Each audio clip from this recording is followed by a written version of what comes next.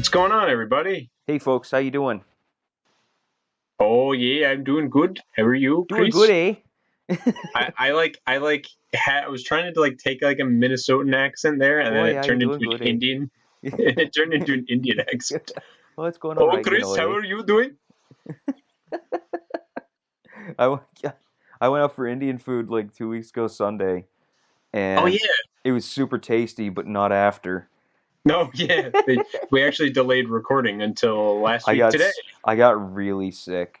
Yeah, I guess I'm just not. I mean, it was delicious, but I guess I'm just not meant to handle Indian food. But it was super good. I got yeah. this. Well, I mean, food poisoning is never really fun. Yeah, I got this keema curry, which is like lamb, onion, and snap peas. Ooh, that And it sounds was really it good. wasn't like liquidy. It was all like hamburger. Oh, like a hearty soup kind of Yeah, thing. or like a stew almost. There was very Oh little yeah, liquid in it. So it was I love basically I was those. just having like I was having like ground lamb in rice. It was super good. That sounds really good. Yeah, I actually just had like a lamb stew chili last weekend.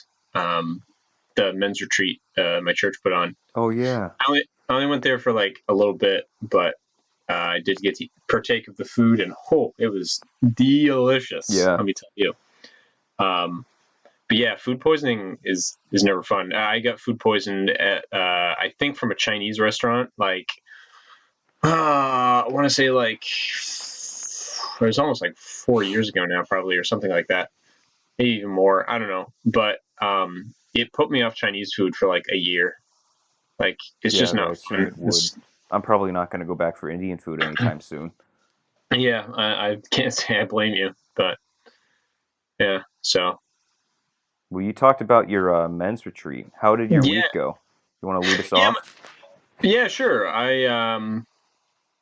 My week has been pretty interesting so far, I guess you could say. And by so far, I mean since last week. So my week up until this point, up Hmm. until the last time we recorded. That is how the segment Yeah. works, right?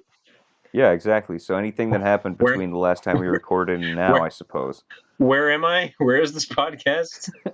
Who Who are are you? you? Who are you, Chris? What is your I'm name? I'm Chris. Christopher? Christopher. Where's your aunt, Where's Christopher? my aunt? I'll tell that story if you Yeah, want. yeah, good.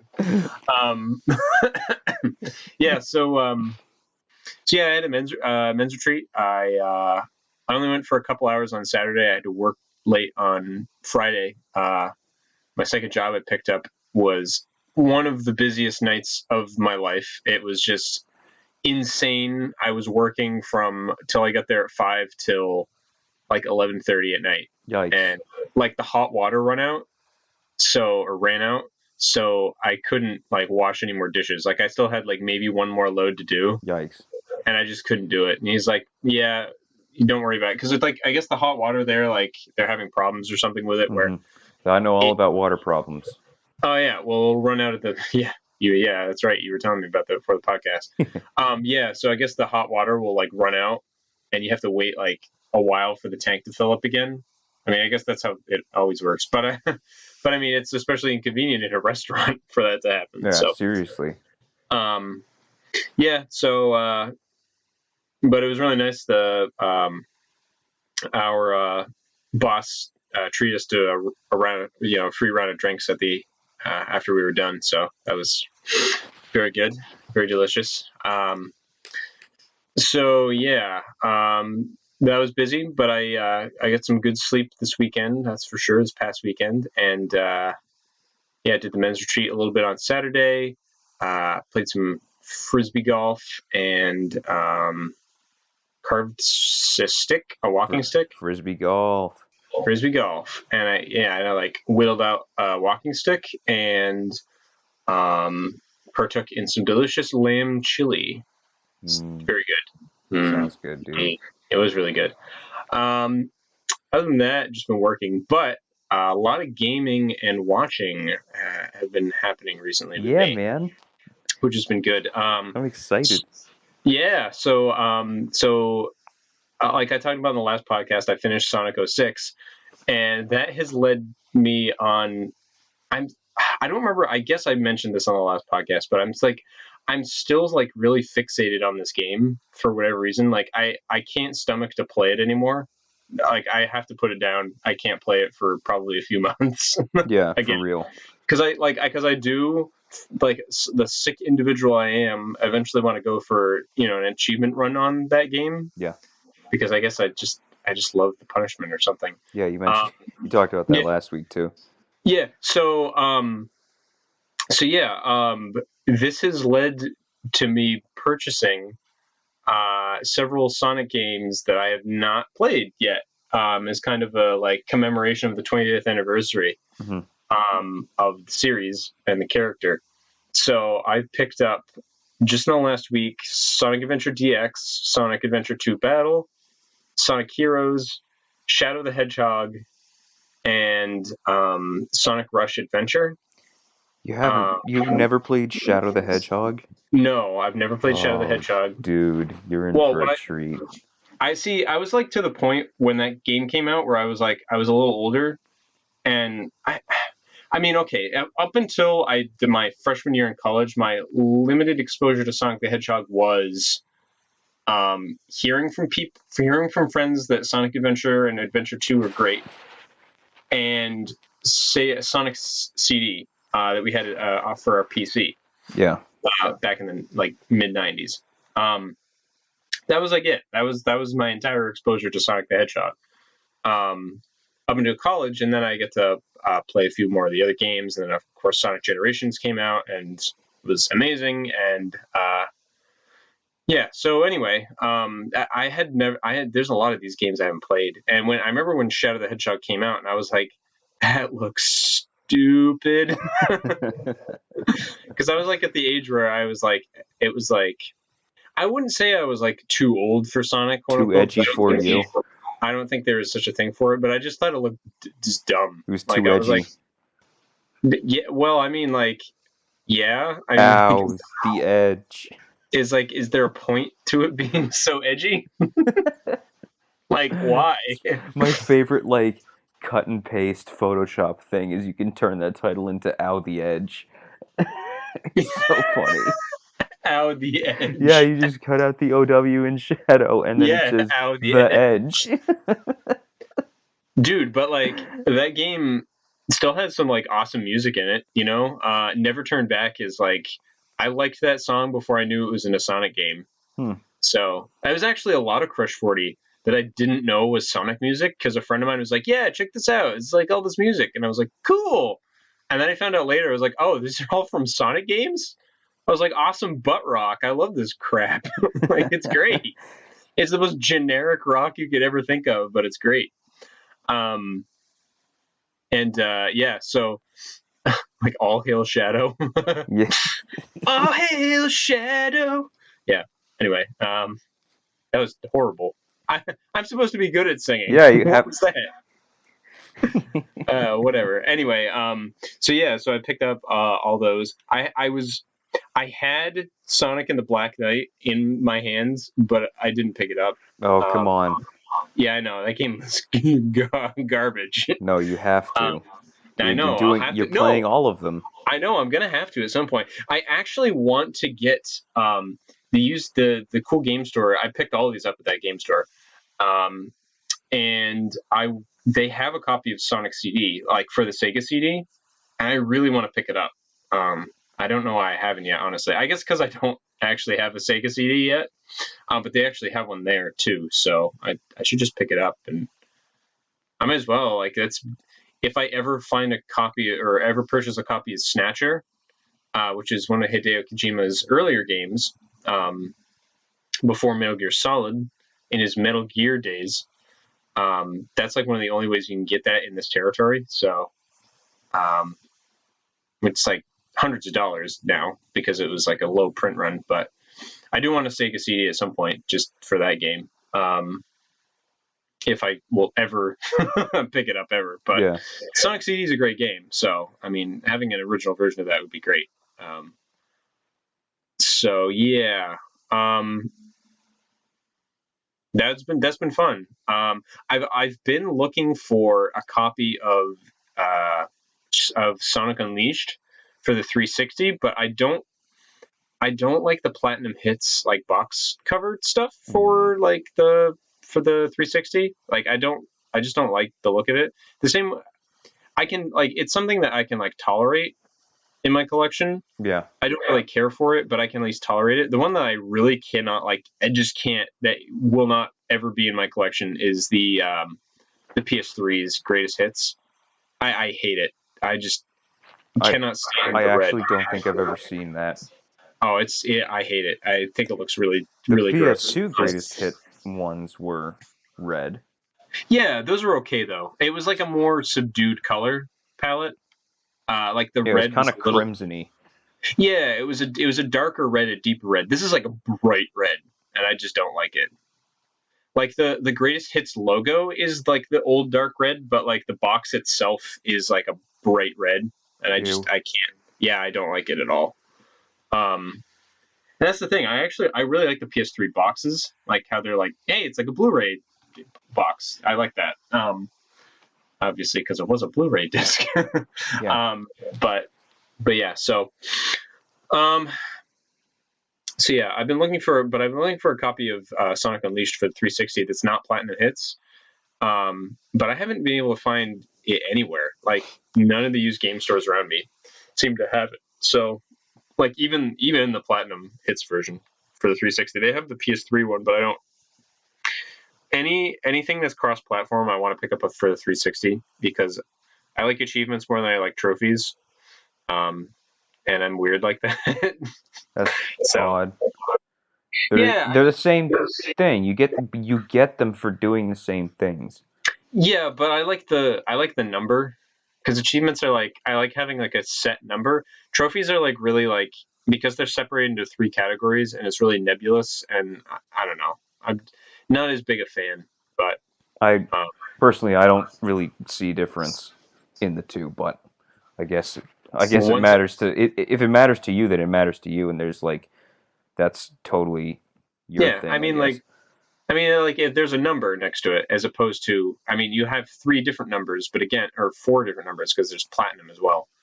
Yeah. I don't know. I just like I don't know. I like having the number next to it. That's fine. I've never encountered somebody with that particular preference before. Yeah. I don't know. It's just a weird thing. I don't know what it is, but I mean, like, I don't really care for the next console generation as much, obviously, as I'm getting PS4 stuff. So that's just kind of for this gen. But yeah, so I've been looking for that. I've also been looking for obviously Sonic Boom, but I think it's too expensive still. Like it was like $17 or something still used, and I was like, ooh, I want that like when it's like under $10. Yeah, wait till it drops to 25 cents, like that Beowulf game I found. Okay. A Beowulf game? Oh, it was trash. It was licensed. It was licensed for the movie. You remember that movie? Well, I actually went and saw that movie in theaters. Believe it or not. The game is so terrible. Have I ever told you about it? Minor tangent. If I haven't, you might. I don't know. I don't remember. So it's God of War. So kind of like a beat 'em up sort of, not beat 'em up. What were we had this conversation, I guess. Hack and slash. It's a hack and slash, and you've got like you've got a little like army that travels around with you. Oh geez. So it's you are Beowulf and you hack and slash. You have like a rage mode and stuff, and you're beating up monsters, and you have like a little army that goes around with you of like 8 or 10 guys, and they all fight too, and they fight other monsters, and then there are certain points where in the game to progress to the next arena, like the big circle that you all fight in, you have to like move a rock, pick up a log or something. And so I'm playing this and I'm like, oh, so the purpose of these guys is to help me move these things. And so I just tell them to go do it, and I'll have to like mash something or whatever, and then they'll pick it up. And I go there and I tell them like move this log, and they all get over there, and this little these 4 lines show up across the middle of my screen, and I go, this looks oddly familiar. And then I see one of the face buttons slowly floating across on one of the lines. towards a circle at the end on the right. And What? I'm like, oh my god, this is a rhythm game. Oh my god! And the way instead of mashing to like move stuff with your guys, you play a little rhythm game. And what you do as Beowulf is you stand and it makes drum beats for them. It like plays drum beats and like tambourines and stuff, and they sing a little song while they like push a rock out of the way, like a little Are like a you Viking serious? shanty. Yeah, and then they move the rock out of the way, and you go to your next arena, and then you fight more dudes, and then you climb up a hill, and there's another rock, and you got to move it with the shanty with the rhythm game. And I was like, oh my god, why Dude, that's would they amazing. put this? Why would they make it like this? I don't know. What? Maybe they're like, hey, like we need like a work song. We need like a working song, like Yeah, hey, that's and then, exactly like what it is. With and so hitting the buttons will make like drum beats and like and little like jingling noises. So it'd be like boom, boom, boom, boom, boom, boom, and then you'll hear like oh my and gosh. they'll be like and they'll like move the thing. And then so I finished the first level and it had like 4 rhythm game sections, and then it moves to the next level and it's like you're on a boat, and they're like, we need to outrun this storm on the boat. And then Beowulf gets up on front of the boat and goes, all right, men, rally with me. And then the bars showed up again, and there was a whole level of rhythm game just rowing a boat. And that's when I tapped out. I was like, all right, I'm done with this. That's Oh, enough. dude, I would have 25, lasted. 25 cents. That's worth 25 cents, I'd say. Yeah, That was worth the price of the admission. for 2 levels. Yes, Oh, that's fascinating. sorry about that tangent. We were talking about Sonic stuff. No, it's fine. It's funny. I was. I think I was basically done with Sonic the Hedgehog. I think. I mean, like, yeah. So I'm still working on collecting more Sonic stuff now, which is which is funny. Now I've got like I like a Sonic collection going. So it'll be interesting going forward. When's the I first chapter of your fan fiction coming out, Sonic fan? probably next month. I'm gonna call it Sonic X Amy. you. No, Sonic X Elise, the sequel. And Sorry, we shouldn't joke about that because those people exist and they might listen. um, Sorry. All right, no, I mean they probably won't at yeah this point. they I probably mean they've turned off now, so yeah. but Goodbye, whatever. goodbye. Anyway, One of our 16 viewers. yeah, or like that, or like the image of that guy with the Naruto headband who's like a Sonic fan, and he's like, I swear to God, if you say anything against Sonic or anime, I will kill you. I won't Oh hesitate to kill yeah, you. yeah. That He's guy. he's That yeah, guy's a champion. He's a yeah. hero. Yeah, he is. He's making like the little Naruto like hand sign thing. Yeah. Uh, Man, that's mean. Anyway, um, so yeah, so that'll be fun. It's gonna be interesting to get the Sonic Advance games because Game Boy Advance games are very easily pirated, and I have no idea what like those are going for. And I guess I would just have to get them in the cartridges because good luck finding those complete in box. yeah. But yeah, so anyway, um, besides that, I finished Virtue's Last Reward. And Zero not Time Virtue's Last Dilemma. Reward. I've done this multiple times. Zero Time You're Dilemma. playing it, and I remember the name. I know. Is it? I'm actually wearing. Okay, so here's another thing. I finally got the watch in the mail. Yay! The thing that I was supposed to get for pre-ordering the game on Amazon, Oh like yeah. back when it came out. It finally arrived in my house after numerous delays. So yeah, it's pretty sweet. And yeah, it just looks exactly like the watch in the game, and it fits well. I like it. I like it a lot. So very cool. Yeah, so I finished the game. Um, Crazy mind bending ending, like kind of like always. I wouldn't say it's as mind blowing as the last 2 games, but it still threw me for a loop. I will say that. And the ending put a smile on my face, and it ended in a really good way. It ended in a way that like I know he wanted to make it as a trilogy, but there's still I would say that there is There's definitely room for still more room. games. Yeah. There is definitely still room for more games, and I part of me still really wants that to happen because his writing is so good, and I want to play some of his other visual novels now, like the Infinity series is a PC series. There's like Ever 17 out of the Infinity, and there's like a whole bunch of those. There's like Ever 7, I think, is another one, and yeah, there's a few games in that series that he wrote. So, and I've heard like nothing but good things about those too. So, but yeah, awesome game. I really loved how you jumped around the timelines in it like a lot. How you basically pick different fragments and you sort of had to. The game does have like a guide where you can sort of piece together where in each timeline it goes, but like it's also fun to try to like be like, okay, what timeline is this in? Just sort of like orient yourself, uh, just based on what you're observing. So yeah, really cool. Loved the game. Seriously, people need to play that series more. Like I know it's gotten a lot of exposure here, and which is really good for visual novels in general. And it's actually sold so well here. It was actually kind of the support of fans stateside that kind of saved the series. So I really want people to experience these games because the writing and the storytelling is just excellent. So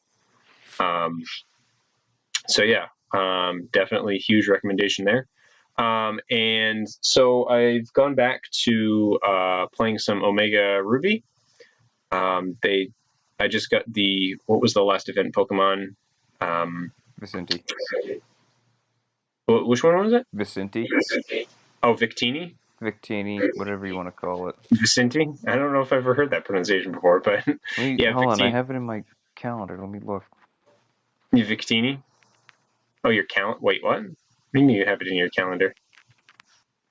Yeah, Vicinti. Yeah, Victini. Vici. What? No. I thought it was Victini. All right. Get ready All for right. the hypest Googling on YouTube. Victini. The victory Pokemon. Like, that's his name. Oh, man. Yay! Alec wins! That's okay. Wonder why. What? Why you thought it was Vicente? Yeah, I don't know. I Anyway, don't know. whatever. I thought it was Vicente ever since it came out. Oh well. Whatever. We can probably edit parts of that out, but or leave it in. Leave in the awkward silence leaving me getting exposed. Exposed as a not Pokemon lover. Obviously, I Yeah, don't Chris, love Pokemon as much you as don't love you. Pokemon. You don't love Pokemon enough. I It's very don't clear. love Pokemon enough. I only have 536 of them. I just That's don't. right. You just don't love them. I still, if I loved them, I'd have all 726. That's right. You don't. 721. Shoot. So anyway, yeah. So I got Victini, um, and he didn't come with V Strike. I think is the name of it, which is like one of the most powerful moves in any game. So I think far. it does like it has. I'm not sure why. I think it has a very high base attack rate, and also I think it boosts attack after it's done, or something. So it's like ridiculous. And it's its signature move, like so obviously nothing else can use it. But it actually the version we got doesn't come with it. So I don't know if the move tutor can teach it. I really hope so. It should be able to. But yeah, I was reading up on it on Cerebi. So and Smogon, obviously. Obviously, the two mainstream sources for Pokemon. Whatever. Anyway, I was on Smogon a lot my last 2 years of high school. yeah, dude. It's just insane the amount of information you can get on those. So I got way into Pokemon Showdown. I don't know why. I just blanked there. It was weird. Give me some interesting edits on here. Anyway. And anyway. So yeah, playing more of that. They have like that weird like cave thing after you beat the game, where you can get the 3 like, I don't know what they are. They're like little pixie Pokemon things. Oh, Uxie, Uxie, yeah, whatever they are. Azelf Yeah, and Mayspirit. yeah, the ones from Diamond Pearl that are like, yes, where they're like, we need like 7 trio Pokemon in this game because reasons, and so they did. And then there's the little portals that you can go to and get all the other Pokemons. Yeah. So I'm doing the portals. I think there's a way you can get the. I think isn't there a way you can get the legendaries from Black and White in Omega Ruby? I think as it's well. through the. I don't remember. I think there is though. I know that there's one where you have to have Landorus and Thundurus, and then you can get the third one of the cloud riding guys. Okay, I thought there was a way that you could get Zekrom in it as well. But No, Zekrom is you need to have Reshiram and no, you can get Kyurem if you have Reshiram and Zekrom in your party. Yeah, that's what I meant. Kyurem or however you pronounce that one. Kyurem. Yeah. We're not going to fact check that one. Just yeah, we'll no, go with that mine for now. that's a weird. That one's spelled weird anyway. So, yeah. So I'm gonna be like, I'm just doing some stuff in that. I haven't played the Delta episode yet. Which apparently I've heard I really need to, because it gets the story and it's awesome. Yeah. So yeah, I'm gonna like start doing that, I think, because I don't know why I didn't do it yet. Because I mean, freaking what's his face? Oh my gosh, Groudon, Kyogre, and Rayquaza. Yeah, Rayquaza is like one of the best Pokemon like ever made. Yeah, I used him to solo the Elite Four repeatedly.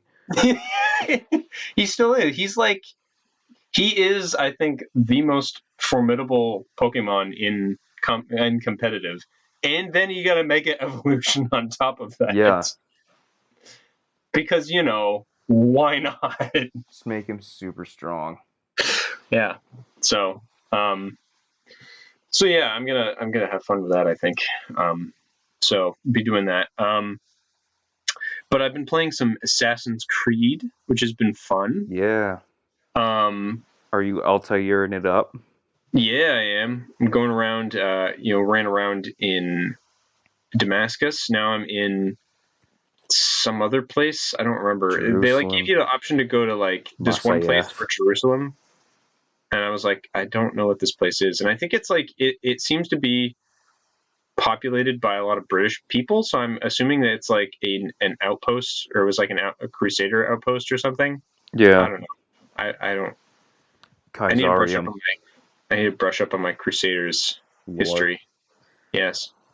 But yeah, so that's been fun. Actually really enjoying it, despite it being the one that like people are like, oh yeah, you can skip that one and it doesn't really matter, and it's boring and it's old, but I'm enjoying it quite a bit. Yeah, I would say, as somebody who's played pretty much every one of the Assassin's Creed games aside from the last two, actually. Yeah, I haven't played Unity and I haven't played Syndicate. But that one is actually more important than you'd think. Yeah. Well, I mean, it seems to be setting up. It's more important than people give it credit for, to be honest. It sets up the whole plot that is then ruined later.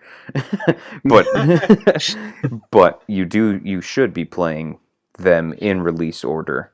Yeah.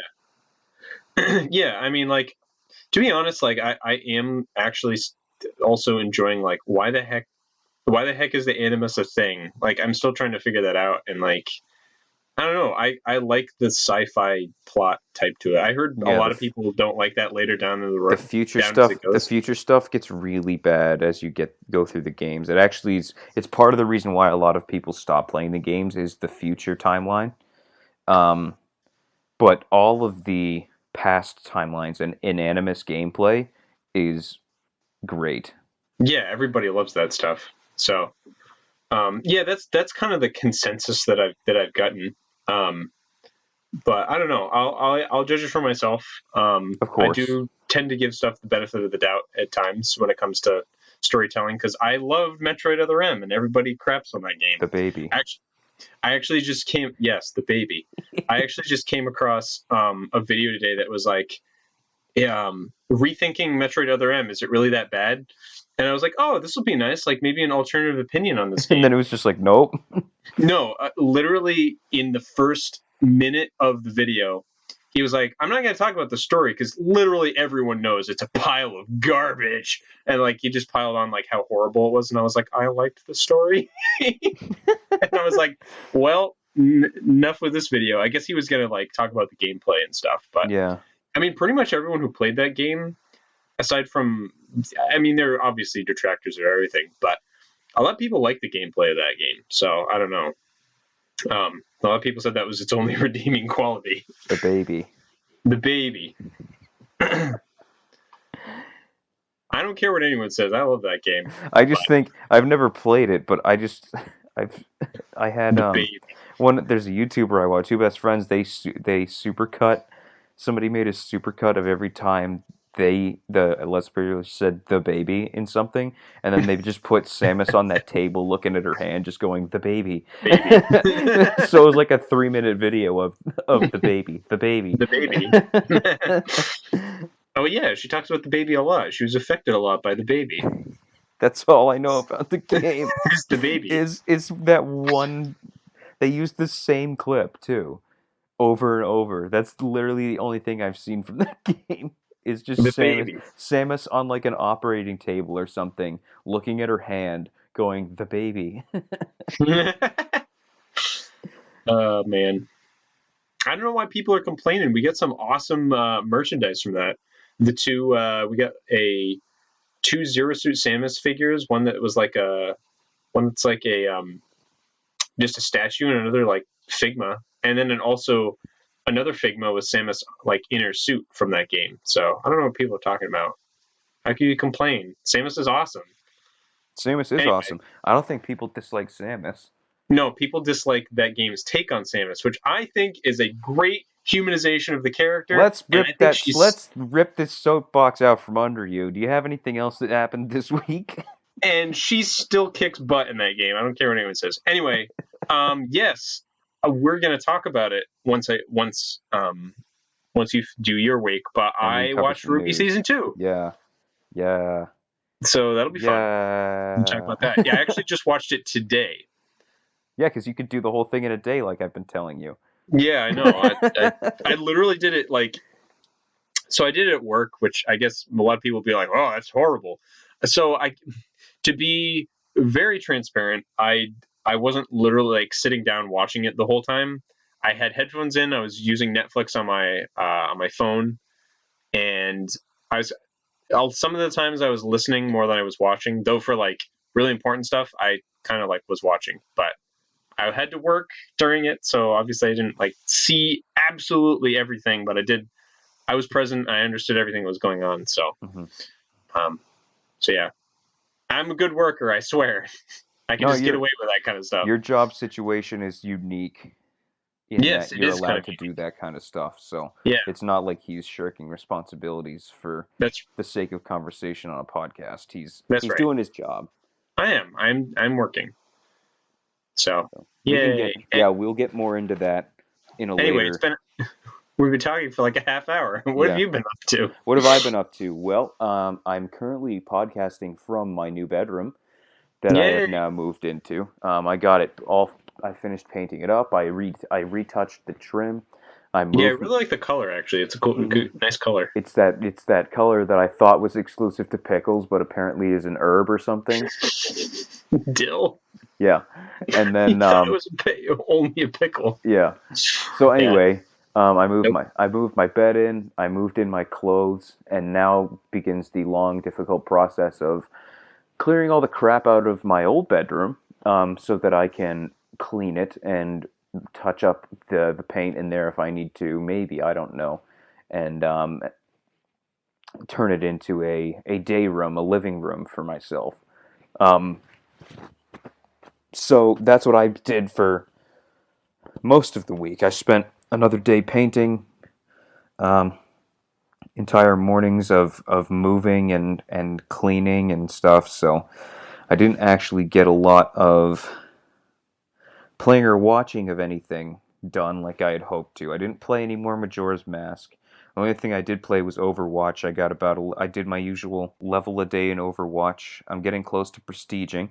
So that means I'll hit level 100, which gives me a little star next to my name and also resets my level to 0. Meaning I'll be Yeah. able to. Levels 1 through 22 are kind of the soft cap range, so you gain experience a lot faster then. So I'm hoping to hit level 100, which I think I will need either 2 or 3 more levels to do. Trying to break through that prestige and reset underneath the soft cap before um, the possible Halloween specific event that will be running. There is a public test region out on PC right now that just got updated yesterday with some new information and new files. People, of course, data mined them, pulled out image files and sound bites. It's possible that we'll be getting a Halloween themed skin pack as well as a Halloween themed weekly brawl, which is kind of just like a goof around play mode with all kinds of settings changed or whatever. Um, and there will probably be a huge character update to one of, if not the most underplayed character in the game. Hopefully, making her a bit more viable for play on a larger scale. And also a new character and possibly a new map, which is all super exciting. I'm looking forward to that. Those updates will hit PC well before I get them because I play on PS4. But I'll keep my eyes peeled for those and try and prestige before it happens in case they do the stupid loot box thing like they did from the summer games. I'll I have a feeling that that's kind of exactly what's going to happen, Yeah, Chris. so I'm hoping to prestige before that so that I can get 22 loot boxes in basically no time at all, um, which would be great.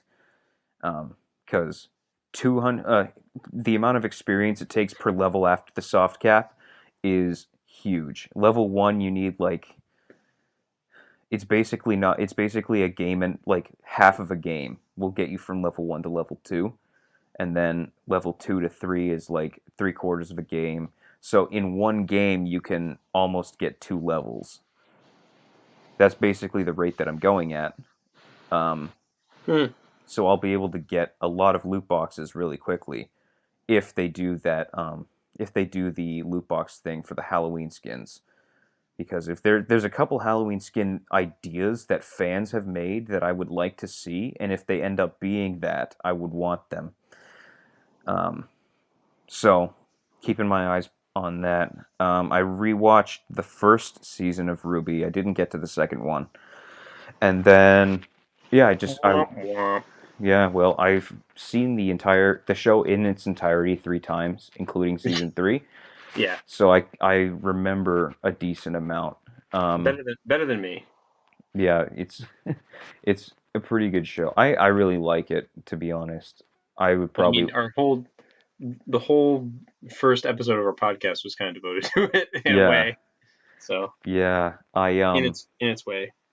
in its own way. And then I've just been doing my coaching thing like I probably talked about it last week. I'm coaching high school soccer. Helped out at a little like soup kitchen thing for some elderly folks. Had a funny encounter with this lady who my name's Chris, full name's Christopher, and I'm walking from the restroom to kind of like the staging area to go back in and make sure everything's set before we let the people in. And this woman goes, "Hey, Christopher," And I turn around and I'm looking at her. I'm like, I have no idea who this is. Should I? Like, does she go to my church or something? Like, have I met her before? Does she know my mom? And I'm like, hi. And she goes, did you see your aunt back there? And I was like, uh-oh. Is she like a grandmother or something that I met once at like a birthday party or something? Like, and I look around and I'm like, neither of my aunts are here. And so I'm like, what is going on? How does this woman know me? And later, she called me over to her table, and she was like, "You know something? You look exactly like Chris Tolis, like this guy that used to coach football at the high school that I'm coaching soccer at." And we both have the same name. We're both named Chris. And so I had a little conversation with her about how funny it was, and I was explaining like I was so confused. It It's was like, why is my aunt here? What's going on? yeah, I was like, what the heck is happening? So that Yeah. was kind of funny. We have a game tomorrow, playing one of the two undefeated teams in our league. So hopefully they'll have a good showing. Uh-oh. Yeah, it's gonna Well, be good luck with it that. might be a little rough, but we had a good training session today, so That's good. looking forward to that. Yeah, I think it's really cool that you're coaching soccer. Hmm. That's fun. Yeah, I'm having a lot of fun doing it. I got to actually play. We did some small-sided games, and I got to play with them. And like, because we're going to be playing a tough team, I played as hard as I could, and Mm. they were not prepared to say the least. It's such a jump up. Playing in college is such a jump up from playing in high school. And Yeah. I'm assistant coaching the junior varsity program. So there's junior varsity, and then you go to high school varsity, and then like college, and that gap is huge. I just crushed these kids. I didn't feel bad though because they needed a lesson in competition before we played this tough team. It was a blast. I had a lot of fun. I scored like almost every goal for my team. I scored from half twice. Dude, there was a guy on our team in high school that like could do that. Yeah. Because I don't know why it didn't seem like there was like any regulation to like how big a field is supposed to be. No, So well there every is. pitch, hmm? There's a maximum and minimum size, but Yeah. Well, for full-sided. every pitch we played on in high school was different in some way. Yeah. Um, there was this one that was just so small. I couldn't believe it was regulation size. Maybe it wasn't. I don't know. It probably But wasn't. it probably wasn't. But it was so small that this one guy could literally kick it from one goal, from like do a goal kick Yeah. and like possibly get it in the other goal. Yeah. Like it was just tiny. Yeah, we played on a field like that Yeah. 2 weeks ago. It was Yeah. just It's so just, tiny. It was like a under 12 size field. It was so yeah. That's, small. We're yeah. playing a That's high school basically game on it. That's basically what this one was like, where like he attempted to score from half field like more than once. Yeah. So yeah, So that's been my week. I don't I'm most of what I did is just getting into my new room. I was challenged to have the move completed by Sunday because we might have a guest staying over and they would need to use my living room as a temporary guest room because I'll have a futon in there. mm. So they would need to pull out the futon. So hopefully I can get it done. It's Wednesday, so I have 1, 2, 3 days, which would be honestly more than enough time, especially on Saturday. I mean, I'm going to our college's homecoming on Saturday, Yeah, yeah. but I'll have a good time with that. yeah, I'm I don't think I'm. mostly just going to see the soccer game, which is at like Yeah, 3 o'clock. That's yeah, honestly the only reason I'm going, to be fair. yeah. So I mean, like, see, that's the thing is like once you guys are gone, like I basically have no reason to go anymore except to like see professors and the soccer game, and that's yeah, about it. Like, yeah, okay, I'll see like some of my friends that still live in the area that went. Um, but it's become like you obviously, but there's some like some that are just so few and far between that that's not the case. Like I don't think like Ben Watts, I don't think I doubt he's going. Maybe he'll go. I don't know. I think he's. I thought I saw like on one of the Gordon pages that like he's still doing a radio show at the school, I don't which I know. was like, that's interesting. Pretty sure he graduated with me, so I don't know what that's all about. But Yeah, I don't know. um, I don't know. Maybe I'm just going crazy. But whatever. So yeah, have a good time with that. You know, Hmm. give Saturday, I it's think, will be the big day for finishing off the move. yeah. Um, so yeah, if you that's it for me. We do have one news story that we could talk about before we get Yeah, into our Ruby discussion. yeah, let's do that. Let's go for Okay. it. You want me to take the lead here and read off the title of this article from Eurogamer here? Go So, for it. Eurogamer has published an article as of let me check the date. I can't I think it see was it. today. It was it was this morning. Um, Advertising Standards launches an investigation into No Man's Sky. The Advertising Standards Authority, which is the UK's, let me see, I looked this up, an independent regulator of advertising across all media in the United Kingdom, making sure that ads are legal, decent, and not misleading, or legal, decent, and transparent. Um, so this independent company has confirmed to Eurogamer that they are launching an investigation into No Man's Sky's marketing campaign in regards to some of the screenshots, videos, and information on the game's Steam page, where you can go to purchase the game on Steam. Um, this is in response to the release of No Man's Sky, which was relatively underwhelming, and also a lot of the consumers noticed that a majority of what was advertised during the game's development was not present in the game, and also a lot of the screenshots and videos that are present on the game's Steam page misrepresent the game's content. Um, so the Advertising Standards Authority has the power to have advertisements it believes are in a breach of its code of conduct, meaning the transparency, the truthfulness of the ads. If they're found to be untruthful or not transparent, the ASA can have them removed and prevent them from appearing again.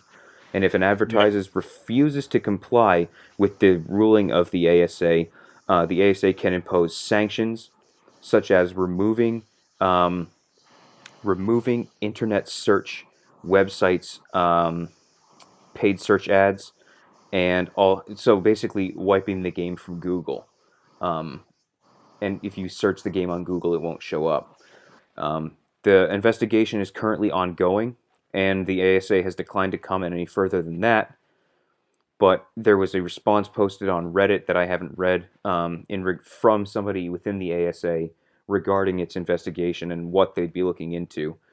Um, they're also looking into Valve. Um, they're investigating Valve and Hello Games, who are the developers of No Man's Sky, in regards to the advertising transparency claims. So this is currently an ongoing story. Um, this is all the information we have at the moment. So that is kind of a long-winded summary of what's going on. Right. And the reason that Valve is involved at all is just because the Steam page, the Steam store page, is kind of like still, it being the way it is currently still perpetuates this idea that the game is very different than it is. Yes. Now it's really like because it's very well publicized by now. I don't know if we've really like talked about it super in depth on the podcast. We've definitely talked about it, but I don't know how much. But We talked about No Man's Sky. yeah, dude, I can't remember. Sometimes I don't even remember what we talked about last week. Like it's, I don't know, it's bad. It's, but yeah, but yeah, so it's just, I was just saying I don't know how in depth we talked about it because we didn't like make a segment of it or anything. I think we just sort of generally talked about it. But needless to say, it has not had the reception that anyone thought it would. Um, I mean, I'd say some of it is in part due to us overhyping it and expecting as much as what was promised. But at the same time, I actually watched a video today about how like taking all of the Sean, what's his name? Sean, I can't remember the guy, the head of Hello Games. Like, Murray? yeah, Sean Murray, yeah. And like all of his like the statements, the different interviews he gave, and they like intercut like that footage with like the game being broken or Yeah. like the game crashing or like like horrible glitches or like stuff not looking anything like what was originally advertised in any of the trailers, in any of the stuff he was saying, things like that. Like, I mean, he was like interviewed on like the Colbert show, on the Tonight Show with Stephen Colbert. Like, that like it was is bad. You know, Yeah. it's just bad. Like how unlike the trailers the game is. Yeah. So that being said, I can kind of understand why someone would issue a complaint to the ASA about it. Like, the thing is that what's interesting about this is that the guy who issued the complaint, that's being taken up by the ASA, it doesn't seem to be. He says he's not like super angry at the company or anything entirely, but he just feels like this whole situation is just dishonest. Yeah. He perpetuated this investigation because he doesn't want people to be taken advantage of like this anymore. He part of what I saw in the article, and I actually just opened the Reddit thread, but it seems like what a lot of people are saying is that like this has been a problem in the games industry for a while that nobody's talked about. I'm thinking of stuff like I'm pretty sure there was something like this about BioShock Infinite that I remember. So that's how many years Mm. ago? BioShock Infinite was 2000. I want to say 12. 2012. So it's Yeah. 4 years ago, and something like this happened with that game, and it never got addressed. Um, I, so these people in the Reddit thread are saying like this is something that's been happening for a while and nobody's ever done anything about it, and there needs somebody. We need to just say, all right, we're done. Game companies, tell us what you're making, because in other aspects of the business world of the consumer market, companies are punished severely for misrepresenting things. Or mm, there, you'll even see advertisements from law firms saying, "Have you been misled by an advertisement? We'll get you money. Like we can help you sue this company for money." So like yeah. it's a lot more cutthroat, and for some reason the games industry, game developers and companies that develop games, they've been kind of like tiptoeing across the line of like being honest about what they're making. And so this game, No Man's Sky, and I think part of what prompted this is that people who purchased the game on PS4 could not be were not refunded for their purchase, while Steam users had the option to get a refund of their money after, if within some certain parameters. I think it's like 2 weeks or like more than 2 hours. If you have the game for 2 weeks or you've played less than 2 hours, you can get a refund for the full price. And Yeah. people who are playing on PS4 contacted Sony for a refund in the PlayStation Store, and Sony said, "No, I'm sorry, we can't do that." Um, so now that I feel like this game was unfortunately the straw that broke the camel's back in terms of what gamers as consumers are going to let happen. Yeah. Yeah. I mean, like, we've talked about this a little bit, but like Ubisoft is like the king and commander of Oh gosh, misleading that people. video about their lies from their conferences was like baffling. Like I mouth agape watching that. Like the Yeah. Watch Dogs footage, So the there's okay. So there is like some. I have a little bit of leniency for stuff like that, just in the sense that um obviously developers want to advertise their games, they want to make their games look really good, and so they use pre-rendered scenes to show off the gameplay, right? yeah, Ubisoft has kind of blurred the lines a little bit because they've had people up on stage like they're playing the game, but I don't think they've ever like explicitly stated like this isn't pre-rendered. and like then it turns out like, oh, the Division looks like garbage when you're playing it now, Yeah, the but like when they division were advertising the it, division was advertised. Division. Here's the nut. That's another example. This has been been happening before, but nobody said anything. The division. Not only did it look like crap, but it also didn't have stuff that was present during the demos at the conferences.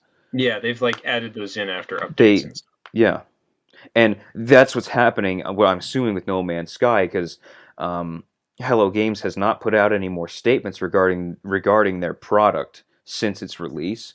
Um, my thought is Yeah, that their other whole than like stuff is coming in updates. That's yeah, basically what it said. they're holding off on commenting on all of this stuff until they start putting out updates, which from a PR standpoint, that's really all they can do. I mean, they don't have any other options. If they try and say anything right now, they're in trouble, especially since it's been so long. So they handcuff themselves. But the division there is another example of something like this happening, and it just didn't get addressed, and nobody really did anything about it.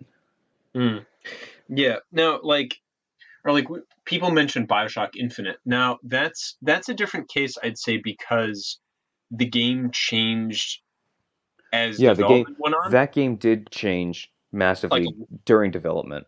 yeah, because some of the mechanics that were present in gameplay demos earlier on was stuff that they realized later on in development like couldn't be feasible for the whole game. Like like with the 'cause it used to be that you could use Elizabeth's time changing thing like anywhere, and you could like pull stuff in from other realities like anywhere.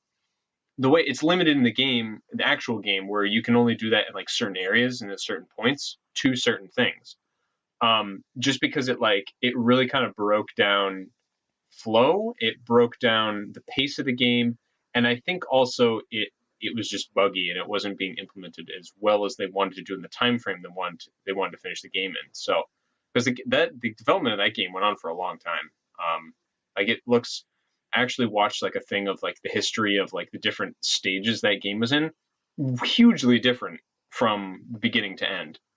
So like that's a little more acceptable to me. That's like, you know, and that was I would say that was maybe not hugely publicized, but I think it was fairly well publicized. So that, and I think like the Songbird is like totally different from like originally the Songbird was going to be a lot more like the Big Daddies were, but it ended up being a lot more event or cutscene oriented rather than actual encounters with the Songbird. So Hmm.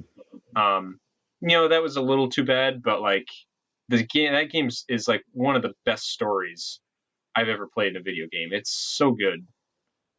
So you know, all the power to them. That was okay.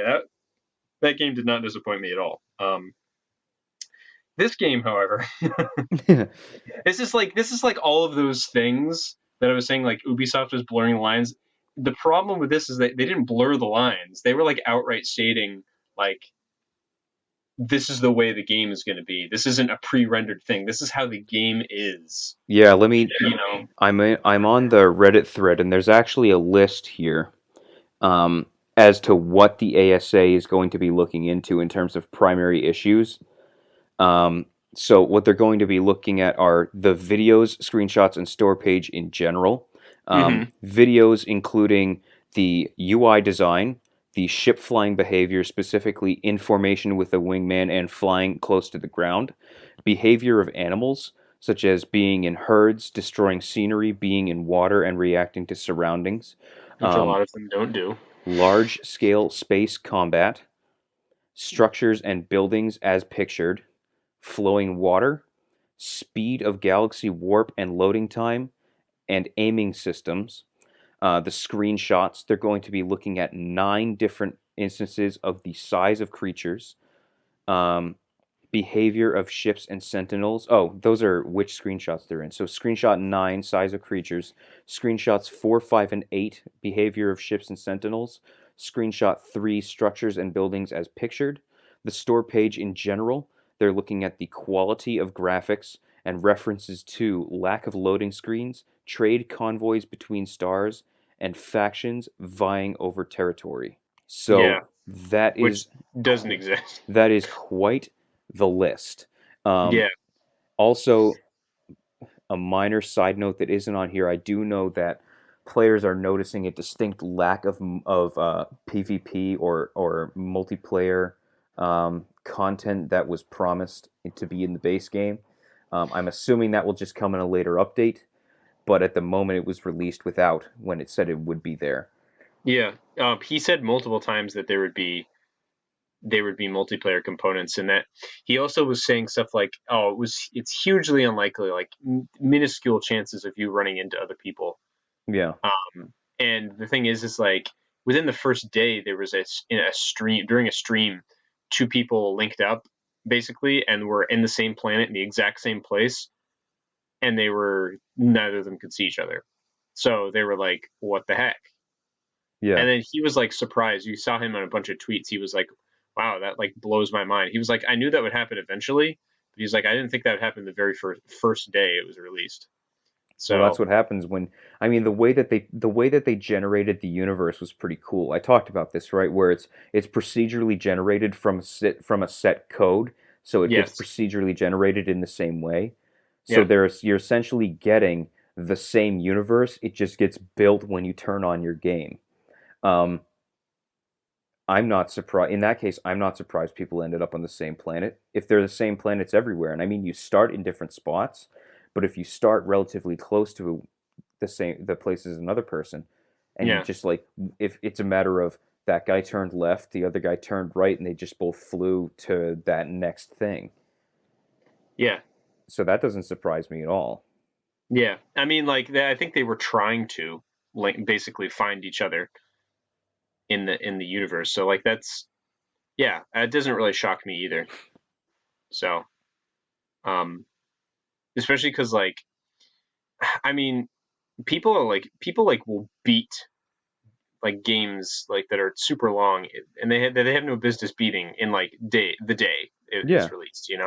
Like people are nuts. Like I aff- especially I affectionately refer to those people as the crazies, and I mean that with like all of my heart. Like I love those guys because they're the ones that make the walkthroughs that help me get through the hard parts.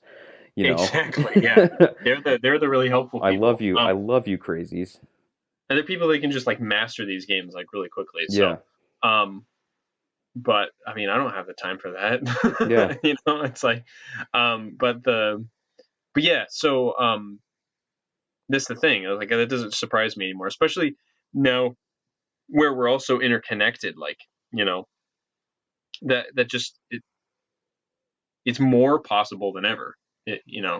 Yeah. Now is the time. So, Oh yeah. um, but yeah, I mean, like, a lot of that stuff is really hard to listen to now. Like you go back and listen to some of the stuff he said, you're just like, ooh, You're gonna have to send me that video.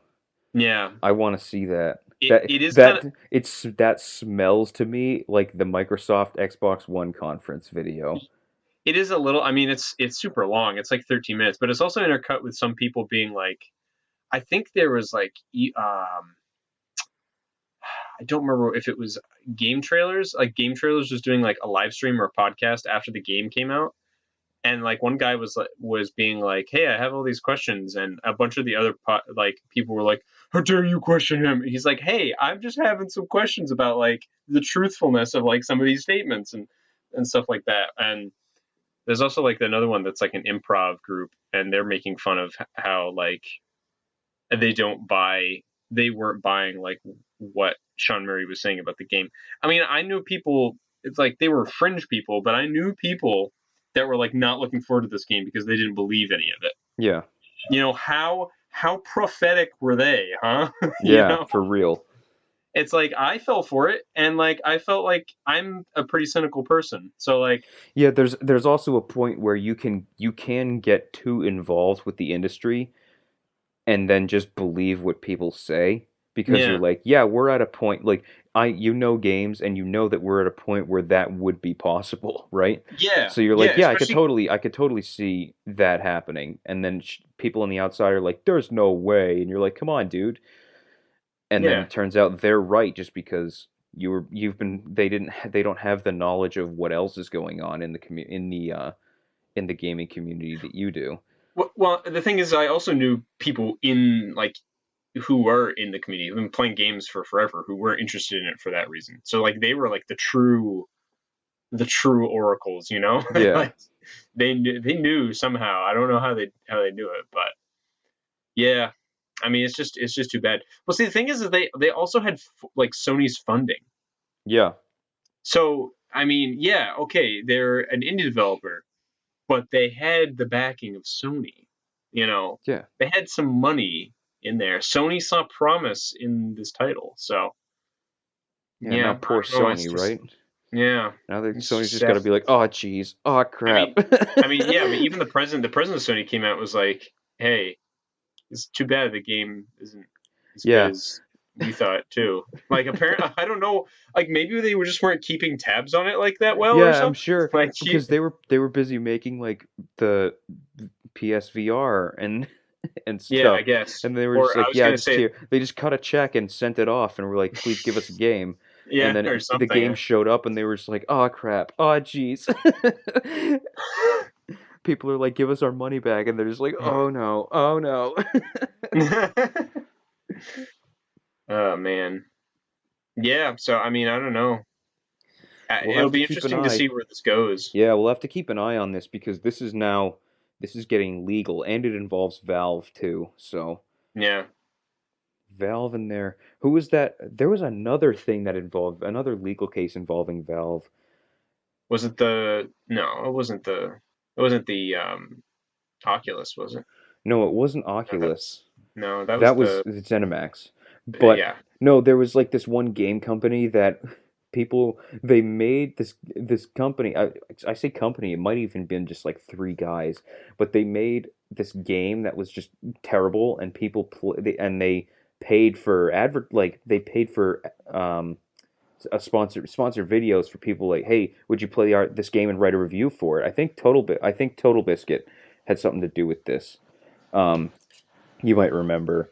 So Hmm, trying to remember. Total Biscuit played this game, and he played it and was like, my honest opinion is that it's terrible. Like it's garbage. Here's why it's garbage. And then the developer sued Total Biscuit for writing a negative review, and then and then went on the game came out on Steam, and people have been leaving negative reviews on it because it's bad. And then the guy went on the comments section of his game page and started just like ripping into the Steam users, like telling them all kinds of terrible stuff about like insulting their families and Oh my yeah. gosh.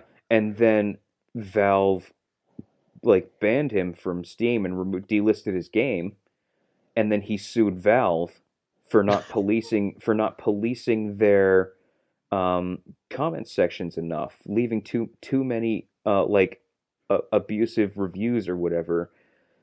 For so like this guy like with his head way too far up his own butt is just like causing trouble for Yeah. Valve because he can't Jeez. accept the fact that he made a bad game. So now here's another Valve thing that they have to deal with. They're Yeah. probably like, oh, come on. Gabe's probably sitting in his office with all his knives, just like, geez, guys, like, what the heck, man? Yeah. I don't know. Yeah. I mean, I feel like this will be a lot more. It probably won't be as strenuous to them. I would feel like this one would be as strenuous because it's Well, like because the result is so, from my understanding of what the ASA can do, the result is that the game would either update the information on the page and change out the screenshots and videos, mhm. or just delist the game. That's probably the worst that's going to happen is Valve's going to have to delist the game. Yeah. That is and that would obviously be terrible for Hello Games because now their game's off the store. But I don't think Valve themselves will get in trouble because I assume that information and the screenshots and videos come from Hello Games. Yeah. I mean, that'd be my guess So too. That's how much responsibility Valve has, I don't think they have that much. Hello Games just sends them a zip file and then they just slap it together into their interface. yeah. Like I'm sure a lot of that information is up available on like Sony's store and stuff too. You know. Yeah. So I think it's possible Valve the Steam has more because seems a lot more user friendly because you can click around as opposed to just using a pad. But yeah, I don't know. So this is definitely one to watch. It's interesting. This guy also mentioned Spore. Yeah. I remember when that game came out. I remember my brother being very excited to play that game. It's a cool concept. Spore is a cool concept. Like It's a fantastic concept that just didn't execute in the way that was promised. Yeah. It wasn't, the end result wasn't something that was as interesting as what was promised. Yeah. Because once it reaches end game, you're like, whatever. There's nothing to do now. Make a new guy, I guess. Yeah, and it's just like do it over again, which is funnily enough exactly what No Man's Sky does. Yeah, you Just beat do it it and it's over like, oh, again. go back. Yeah, because spoilers, but honestly, there's no ending, so there isn't a spoiler. The ending is you reach the center of the universe and you find another galaxy or universe or something, and you go in it, and it's literally just the same thing. So it's Except like, you have to regather everything and yeah. So it's like starting over from the beginning, and it's like, I just oh, shook my head. I know. It's sad because he's like, oh, there's something awesome there. One suggestion that I read that somebody made was it would have been cool, and I totally agree with this. It would have been so cool that um, if the what was at the center of the universe was our own solar system, Huh. so that like essentially like what you're trying to do the whole time is just to get home. That would be actually pretty cool. It's simple. It hits home with like, oh, I was just trying to get home the whole time. Like it kind of like hits you in the feels a little bit, Yeah. and like is really good. And then you could have a cool recreation of our solar system in the engine of the game. Yeah. Like that would be awesome. Why couldn't you do that?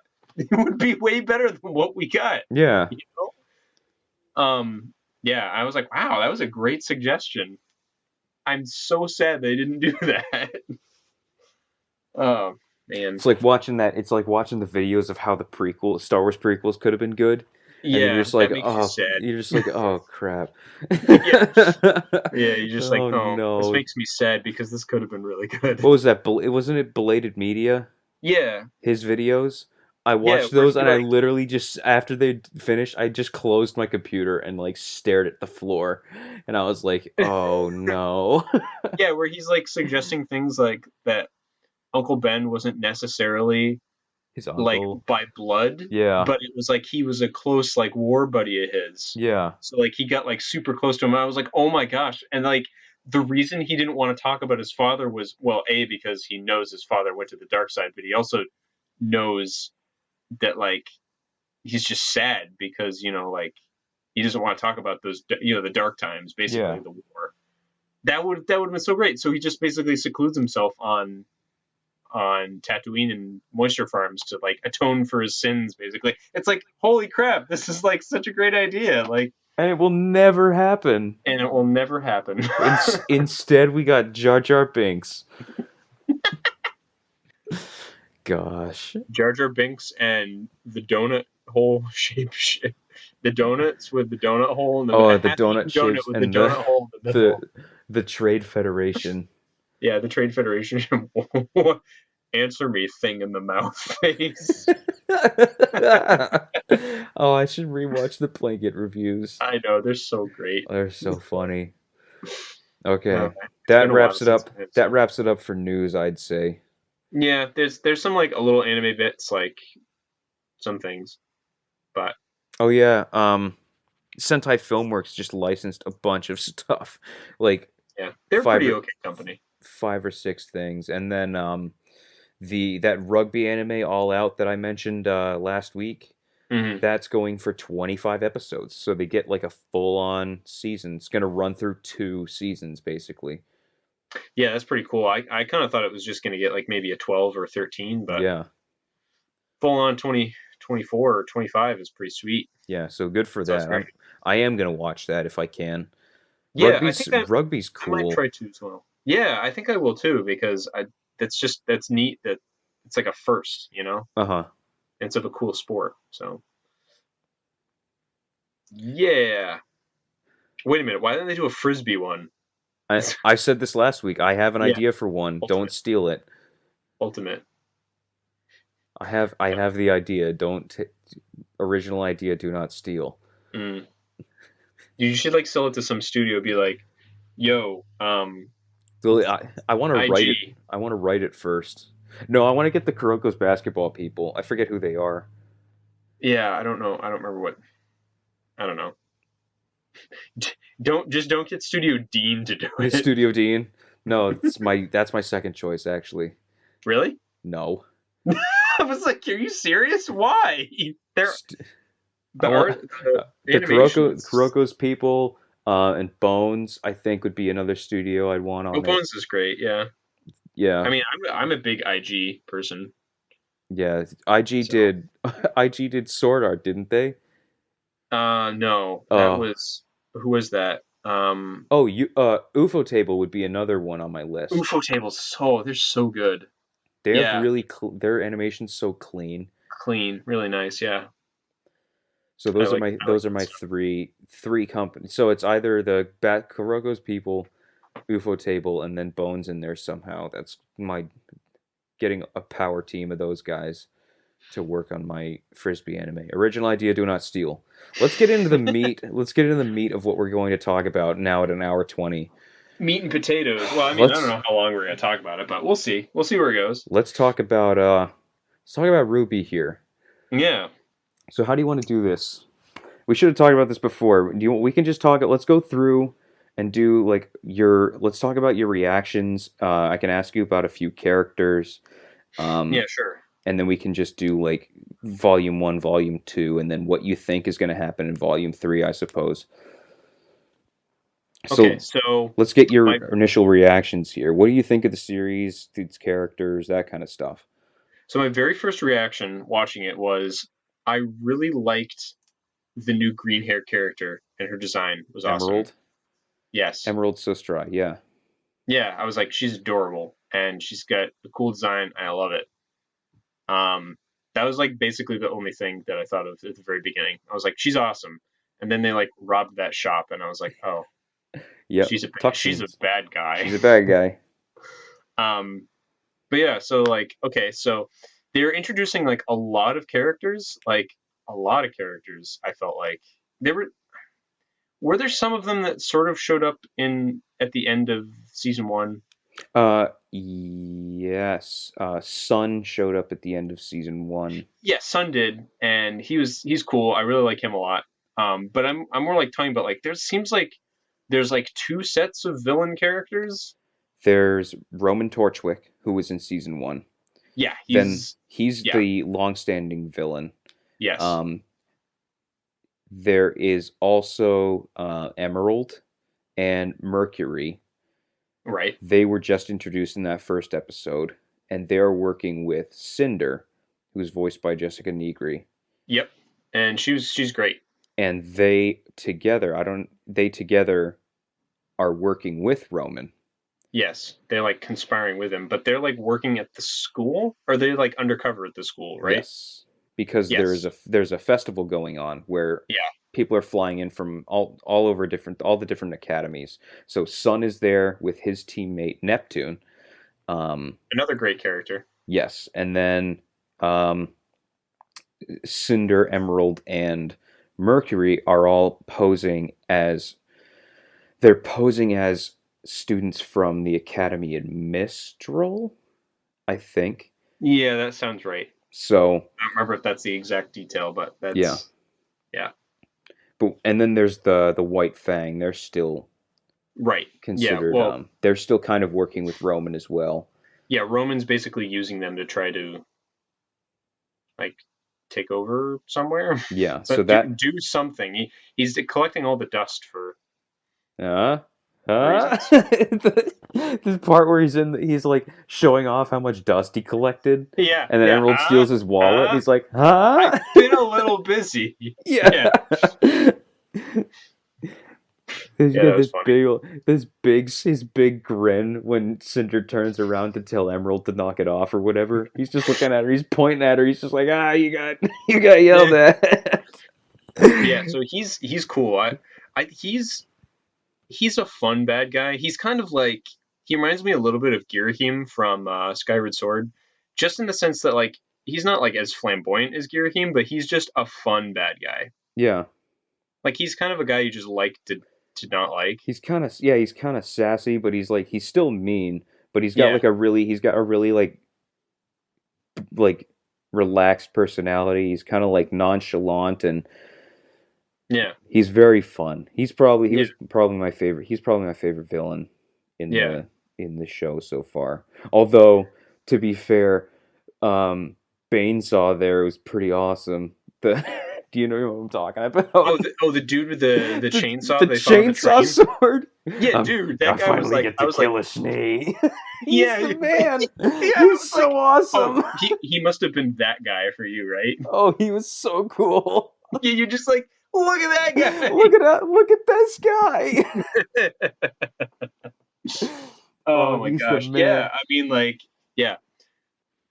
Okay, so there's yeah, so there were like a few new characters, quite a few new, and I kind of my one of the like little gripes I have with the show, and I mean I understand that it's they gotta fit a short period of time and it's all too much, but like I almost feel like they're crowded they do crowd it with a few too many characters because like when you have so many, it's kind of hard to like get genuine personalities and like characterization across when you just introduce so many at once. Yes. Um, Rewatches help get a lot of that across, by the way. Once you're already familiar with who they are, you mm, can rewatch and then get their personality out of it.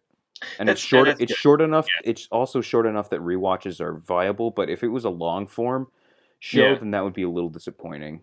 yeah. If they were, yeah, yeah, and I can sort of understand. That's why like I'm a little bit more forgiving about that. Hmm. Um, so Oh, and then there was did the Atlas military show up yet? Oh yeah, they did. yeah, they did. Yep. So Ironwood showed up and Penny showed up. Yeah, Ironwood. I like Ironwood. He's pretty Um, cool. yeah. Penny was in the last season, but she was more explained a little better in this one. Yeah. Yeah. So obviously we're talking spoilers, but when she was very first introduced, I was like, "Are you a robot?" And then And it turned out you are a you're robot a robot. the whole time. I knew it. So because she just acted very like Data-ish, where she Yeah. like didn't have emotions and Salutations. she just like awkwardly followed them around everywhere. It was, so yeah, so that was cool. There was like a nice little like bit between with her and Ruby. It was fun. Hmm. Um, she didn't do a whole lot besides that though, Yeah, so it was kind of like, that bit oh actually contributes to one of my gripes with the show, and actually a gripe that you expressed to me before we started. Her day adventure with Ruby, um, is one of the points I go to in order to address the fact that they don't really explain how the in-world mechanics work at any point. yeah, Um, wherein Penny stops a truck with her bare hands, and everybody on the street is like completely shocked, hmm but it's not clear. It was never made clear whether or not that's supposed to be abnormal because we've seen we then characters. go on to see, yeah, well, we've already seen all the characters beat the crap out of a giant raven, like a 4-story raven, and then Yeah, in the next couple episodes we see Yang punch apart a Metal Gear, like, yeah, and yeah. That and kind so of happens. it begs the question, like, how outlandish was it that Penny stopped a truck with her bare hands? I'm sure Yang could have done that. She could have punched it and it would have stopped or something. Right, but So they were like, but then she was like, oh, well, she was using a weapon. Like yeah. she just literally just did it with her bare hands. So like Yes, but no, maybe there, and then the question that gets raised is everybody does everybody have a semblance or some kind of power or an aura that would protect them or allow them to do superhuman things in this world, or is there a power gap between like the average street person and then the characters who are training to be hunters, which is obviously a very exclusive job? Is there like do you have to have some kind of superhuman ability in order to be a hunter, or does everybody have superhuman abilities and then some of them become hunters? Like, it's not yeah, clear. How do the powers yeah, work? that's not really clear. Yeah, so okay, I can't remember. Did they talk about semblances? I know they Uh, talked about aura they in the first explained season. in the first season their explanation of aura was it's like your body's natural energy and it Yeah. manifests into a semblance. This conversation was between Pyrrha and John, intercut with footage of Ren fighting a giant snake with his bare hands, and as the snake comes down to bite him, he reaches up his bare hands and grabs and like blocks the fangs with his palms. Oh yeah. Do you remember this? I do remember And this. then Yeah. and at this point, Pyrrha says it acts like a shield over your body, and then we never see anybody in the show use their aura in that way. Again, Yeah. Like like ever. it's completely unexplained. Like, is that Ren's semblance, or is Ren just like is Ren one of the most powerful characters in the show? It's not clear. And then in Here's the same conversation, Pyrrha explains to Jean what semblances are. Semblances are a manifestation of your soul in some through your aura in some sort of superhuman ability. So she says that Pyrrha has her, or Ruby has her speed. So Ruby can go move really fast in a like linear speed. Weiss has glyphs, which you see multiple times. They help her do stuff like they form platforms on in the middle of the air that you can run on, or they like pull stuff down to launch it, and they generate elemental energy. Pyrrha has magnetism.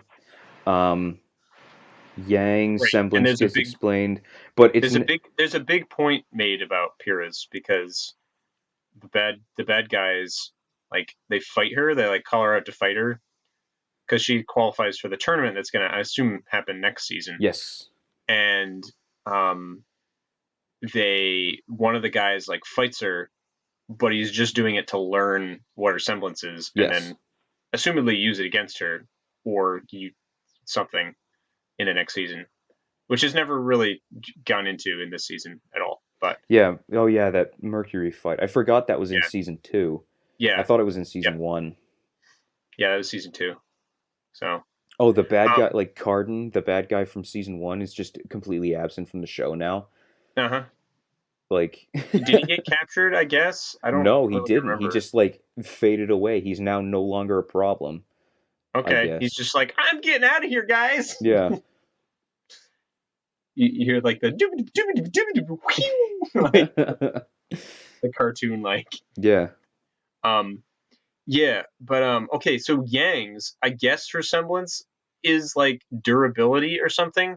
I'm assuming is what it is because there's the point where it's like she's getting the crap beaten out of her, and then Ruby says, "Don't worry, every hit makes her stronger. That's what makes her special." And I was Yes. like, "What does that mean?" First of all, pretty terrible line. Second of all, Yes. that's pretty much what her semblance is. So as she takes impact during fights, it increases her strength and her damage output. So in order to be stronger, she has to get hit, which kind of lends itself to her fighting style. She fights with counter punches and like counter blows mostly. So she'll take a hit and then work off of that to land her own. So And she's basically Rocky. kinda, yeah. I can't think of a good like equivalent off the I top I, of my head. I mean that's one of the things I actually of all of the fighters, I think she's the most fun. I think she's the most fun to watch fight Hmm. personally. That's just my personal opinion, but Yeah, she um, is. She has an archetype that I enjoy as well. Like from a combat standpoint, just like yeah, I hesitate to call her a brawler because that makes a lot of people upset because she does have some pretty specific technical aspects of it. Like I just explained, she fights with counter punches, and that's more yeah, technical than just I'm gonna go punch stuff. But like yeah, hand to hand combat, I yeah. find so my two favorite types of combat are hand to hand and uh, gigantic, strong dudes with overly large weapons, Yes. Yep. like Guts from Yeah. Berserk, if I do say so. Yeah. Yeah. If you ever want me to explain, if you ever want to know why I like giant, strong dudes with huge swords, just read Berserk. And you'll look at one page, you'll be like, "That's pretty sick." And Dude, you should watch Bleach then. Bleach has no, but here's the thing: he's not 6'4" and jacked out of his mind. He's like this weird kind of like noodly dude. who uses magic to make his sword move Yeah. his sword around or whatever. No, Well, yeah, and I also like the it's aspect of it he's just being complete raw strength from how also massive he is. I I know think that's super awesome. I was also kidding because Ichigo's kind of a ham. Like Oh, he's a terrible character. no. Like honestly, he's like the worst shonen protagonist I think I've ever Oh, seen. jeez. Oh Like man. and I've enjoyed that show, but yeah, he's a terrible protagonist. Dude, when Yatsuhashi showed up, Team Coffee at the end there in the last episode, Oh yeah, I was like, who the heck are these people? they're awesome. They were awesome. There are two people in that team that I saw immediately and was like, yeah, Yatsuhashi, the giant guy with the huge sword, Yeah. and then Fox, the guy with the sword arms.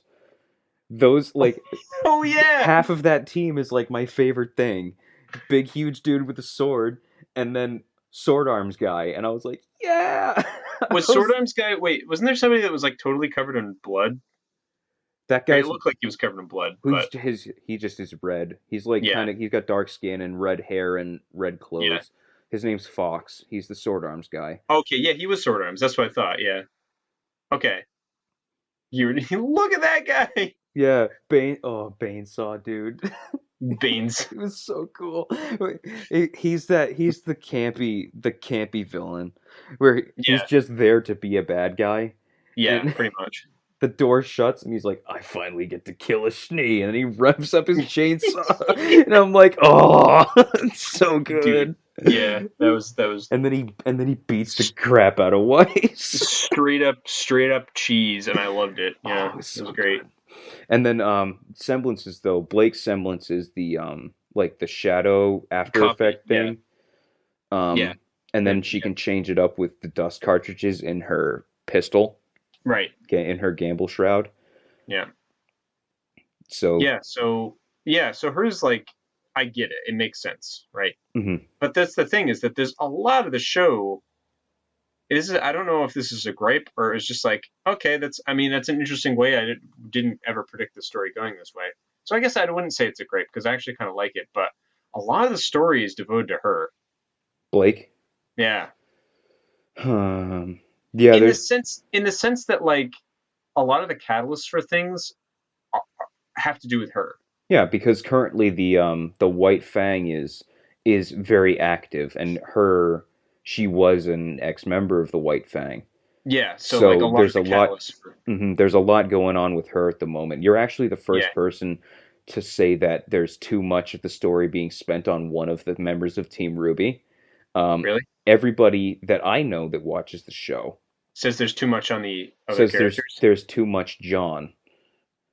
Too much John. Yeah, See, the thing is that I really like John because he yeah, reminds. and Huh? a lot of these people don't. Oh, okay. That's too bad because I like the lovable loser archetype Yeah, because like especially because like I don't know, I'm not really the most like confident person and I'm kind of awkward and an idiot, so I always can kind of relate to those characters yeah, pretty well. like Bolin, Yeah, maybe. yeah, Hence, you know, I'm Bolin IRL. yeah, I just like I appreciate that archetype. I really like it. I would I would say that yeah, I was expecting out of a show that's called RWBY, I was expecting more out of the titular team Yeah, because there is one of my gripes, I guess, or something that I often say about the show is that I don't have enough connection or enough. Um, I don't have enough emotional um, emotional investment in the titular team. Like yeah, I did this thing where you basically just click. It puts up two characters next to each other, and you click the one that you like more or you enjoy more as a character or whatever, and then hmm it will put them up against a new one, and then it just basically ranks which characters you like. And you should um, give me that. I want to yeah, see what I uh, how I react to that. Weiss was second from last, and Ruby was fifth from last in my rankings of how much I care about these characters. So they I feel like the titular team, Team RWBY, is by the end of volume 2, underdeveloped for where they need to be in the story. And of course, I have future knowledge of what's going to happen, so I'm not going to even bring that in. Um, they don't really get that much development individually through the first 2 volumes. The largest step that gets taken is their excursion out with Dr. Oobleck, where Yes, he and he that was my favorite part of the whole probably season. probably my favorite moment in the entirety of the all 3 volumes so far, to be Yeah, honest. Bringing in that future knowledge. My favorite part of all 3 volumes was the episode where Oobleck asks them each why they want to be huntresses, and makes yeah, them think about that, and then they have that conversation over the fire, like yeah, like Yang saying, "It's always what I've wanted to do. I never thought about anything else, and I never thought about why I wanted to do it. I just knew." yeah, Like that conversation was really good, and that episode was really good. yeah. That episode was great. I see. Because I watched on Netflix, it was all one like as a film. Yeah. So it all blends together. There weren't like episodes, but um, there were some like cuts and stuff where you could tell like, oh, that was the end of an episode. But um, yeah, that scene for that whole episode was excellent. Hmm. First of all, Professor character who was talking like this the whole time. Oobleck, yeah. I love him. Have you seen Red versus Blue? No. Oh, I was gonna say I, that's Caboose from Red versus oh, Blue. is it really? Yeah, That's awesome. Okay, so I have seen like some of the PSAs and like earlier Red versus Blue stuff. yeah, Nothing up to date. They have like 11 seasons or whatever of that now. yeah. Volumes But volumes 1 and 2 use pretty much exclusively in-house actors, except for Jessica Negri, I think. for So Ruby, yeah, for Ruby. yeah, yeah, Um, so yeah, there's a lot of Red versus Blue crossovers. So yeah. Caboose is Dr. Oobleck.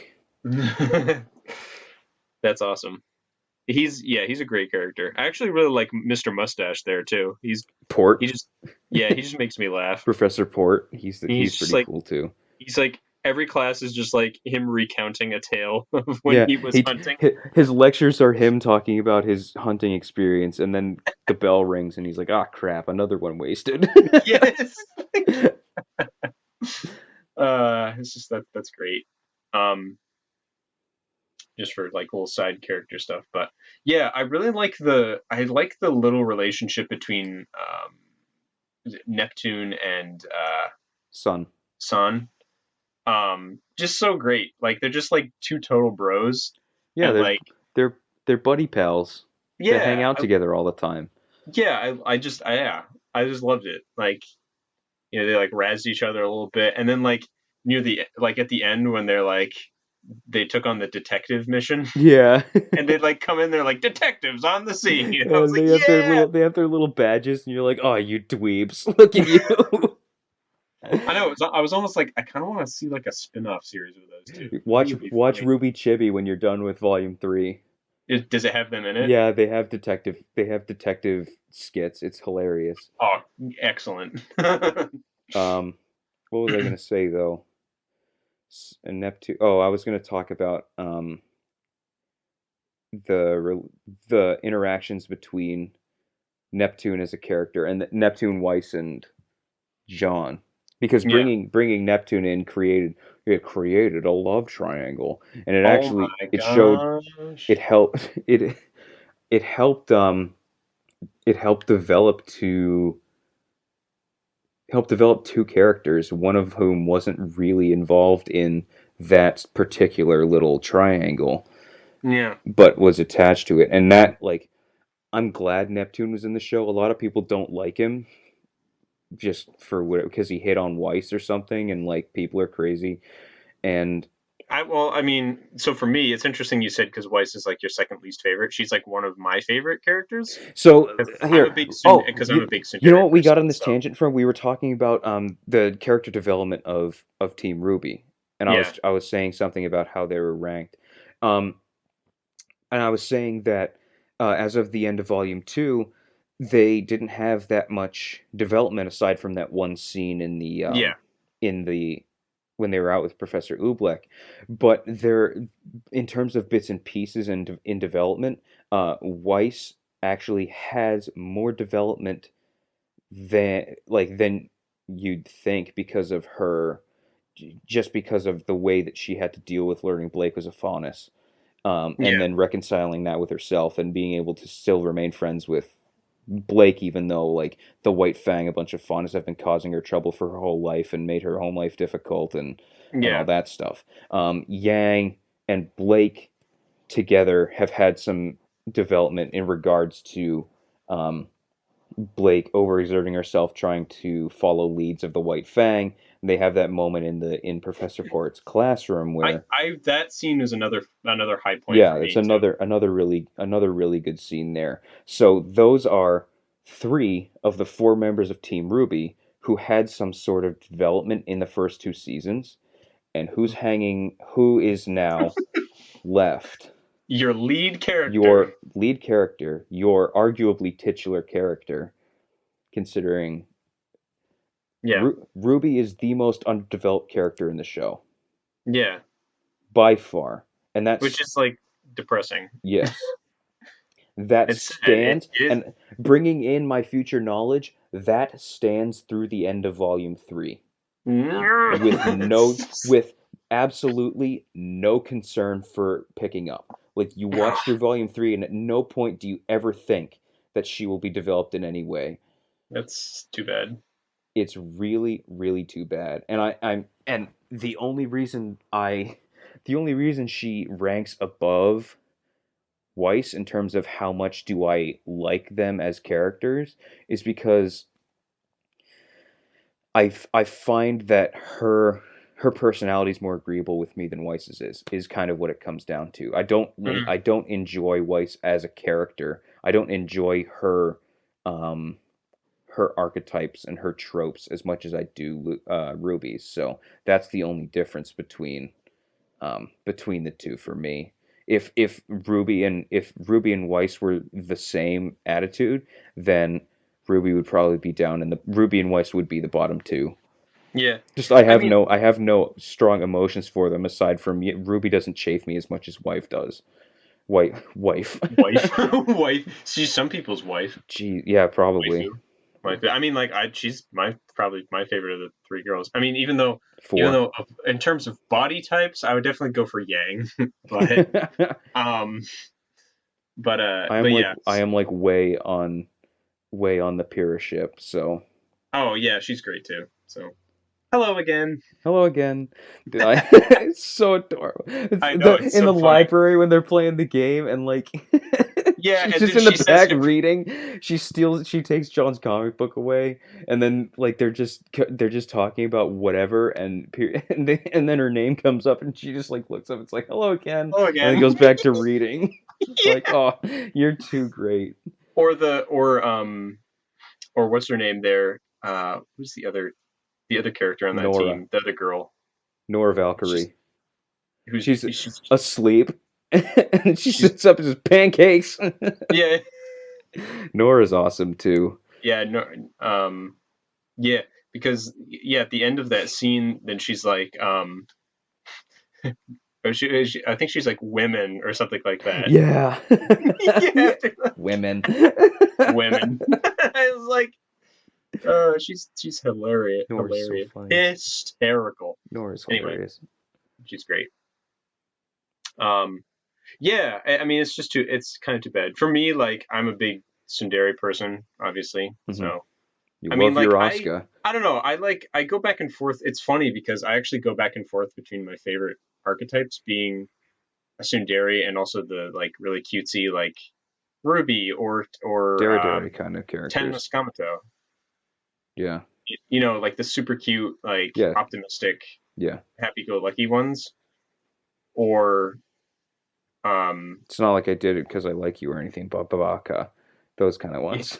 Asuka and Weiss yeah, Asuka and and Weiss. I also like them a lot Eri too. So Sawachka and yeah. yeah, yeah. You're right. So I don't know, but like again, Weiss has had more development, and she's like sort of um, she's kind of like subverted some of those like. Now that Yeah. season two is in, She she's a lot does less. she does move away from Yeah. she dove in real hard into the tsundere Oh, holy the crap! tsundere Yeah, label, like from her first second on screen in Volume 1, like yeah. to the point What do where you think you're doing? Yeah, during my most recent rewatch, I realized that this is really bad. Like and not like it's bad as in it's too much. It's bad as in like it's not well written. It's not yeah, good. Watching this scene where she yells at Ruby about knocking over her luggage, that was a bad scene just yeah. from a technical No, standpoint. the last time I watched season one, like, because I'd watched it when it was coming out, but the when I watched it again more recently, I was like, oof, yeah, that's not really great. Mhm. So not only was it too much, but that was also a really bad scene for Yeah, all the characters involved. yeah, Um, but yeah. It is. moving on to Yeah, into volume 2 though, back to Weiss does yeah, actually move away from that pretty well. yeah. Um, I'd say it's like it feels like a natural progression too. yeah, So especially after she went through the whole finding out Blake was a faunus and then having Blake run away and then having to her response was not to be like, well, good. She was like, let's go find Blake. And her reply to finding her being like, even I don't care because you're my friend kind of thing yeah, was really good and a huge step for her. So like she's only had that kind of one moment of growth, but it she has grown a lot more than I think the other members of Team RWBY have, yeah, big even time. in just the first 2 seasons. Yeah, But just poor Ruby, man. I know she gets the short end. That's for sure. Hmm. But in terms of the other characters, see, that's the thing is that I think it's just bogged down by too many characters. Like you can't get growth Right. for everybody. So You with my outside knowledge and my formidable exposure to this series, um, Team RWBY was meant to be Team A, and then Team Juniper, John, Pyrrha, Nora, and Ren were meant to be Team A Prime. As in, those are the two main focus. They're both supposed to be equally as important, know, yeah, but Team RWBY is the right, titular characters. right, At some point early on in development, before the first episode was released, Team Juniper was a B roll, but as the story grew further, they got bumped up to have relatively equal importance yeah, with Team RWBY, and I think that shows considering I think Jean and Pyrrha are the two most developed characters in the show. Um, yeah, which I'm okay with. I'm glad that Pyrrha is such a good character. And I yeah. think that They're both really like there's a lot of depth to their character. mhm.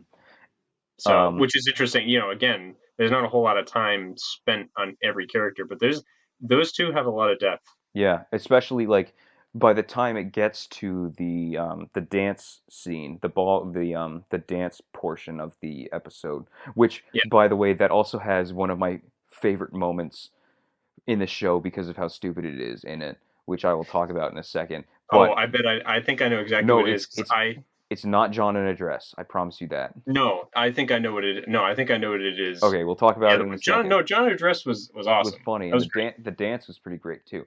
But by the time you hit that episode and you get to the scene where um, John tells Neptune to go ask Weiss to dance because he chickened out because he couldn't dance, and John was like, "Are you kidding me, dude?" kind of thing.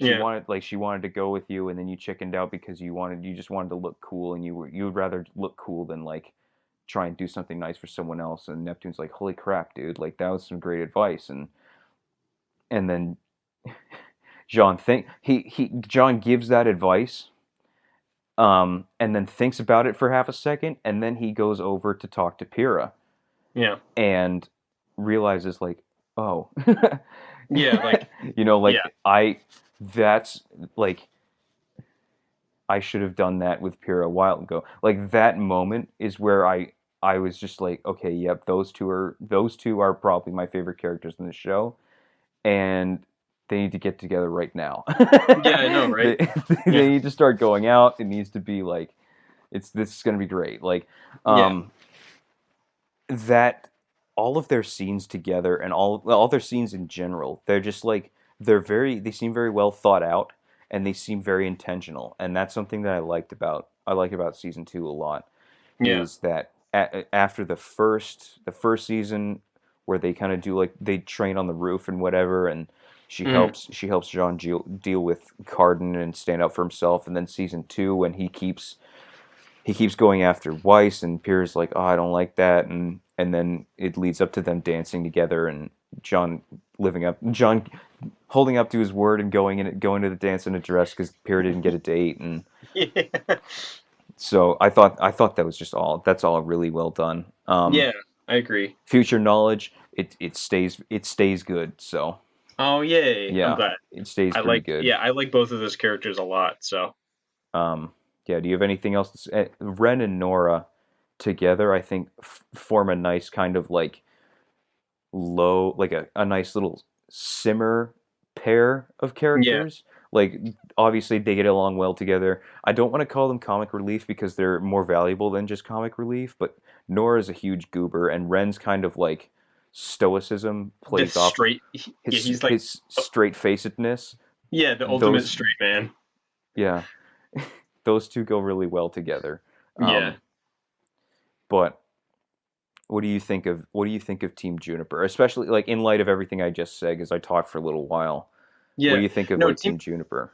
Team Juniper is great. I again, like, it was something I didn't expect going into the show, that like, oh, there's like another team that's like just as important as Team RWBY. Um, but yeah, I absolutely I love the development of um, of Jean and wow, I can't believe I'm Pyrrha. blanking on names. Yeah, Pyrrha. We were just talking about them for crying out loud. I don't know what's going on with me right now. But yeah, like their development and their relationship is just like really nice, and like it it is like it's just continually compelling, because it obviously it's like a, you know, both have unrequited love for one, for, you know, she has it for him, and then he has it for Weiss, but they're not communicating either of those things. He's communicating his love to Weiss to her, but then like, Pyrrha's not saying anything to him, yeah, and then and she's giving him the advice, you Nora's need like, to "Come on, like, girl." Yeah, yeah. Pyrrha's giving John advice of how to pick up Weiss, and then Nora's like, "Are you kidding me?" Yeah, I know. And it's like, see, like that tension is like, it works because like that's school drama right there, Uh you huh. know? That stuff is like so commonplace.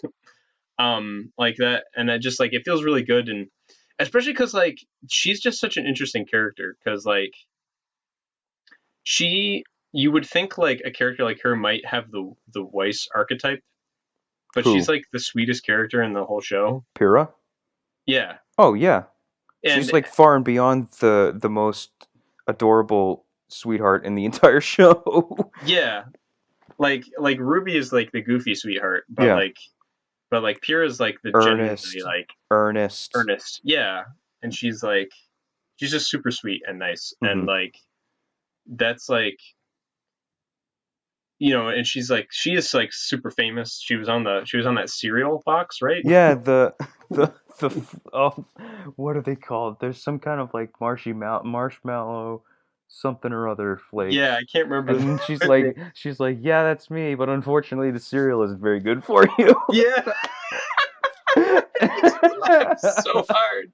I was like, that's the most adorable thing ever. It's so great.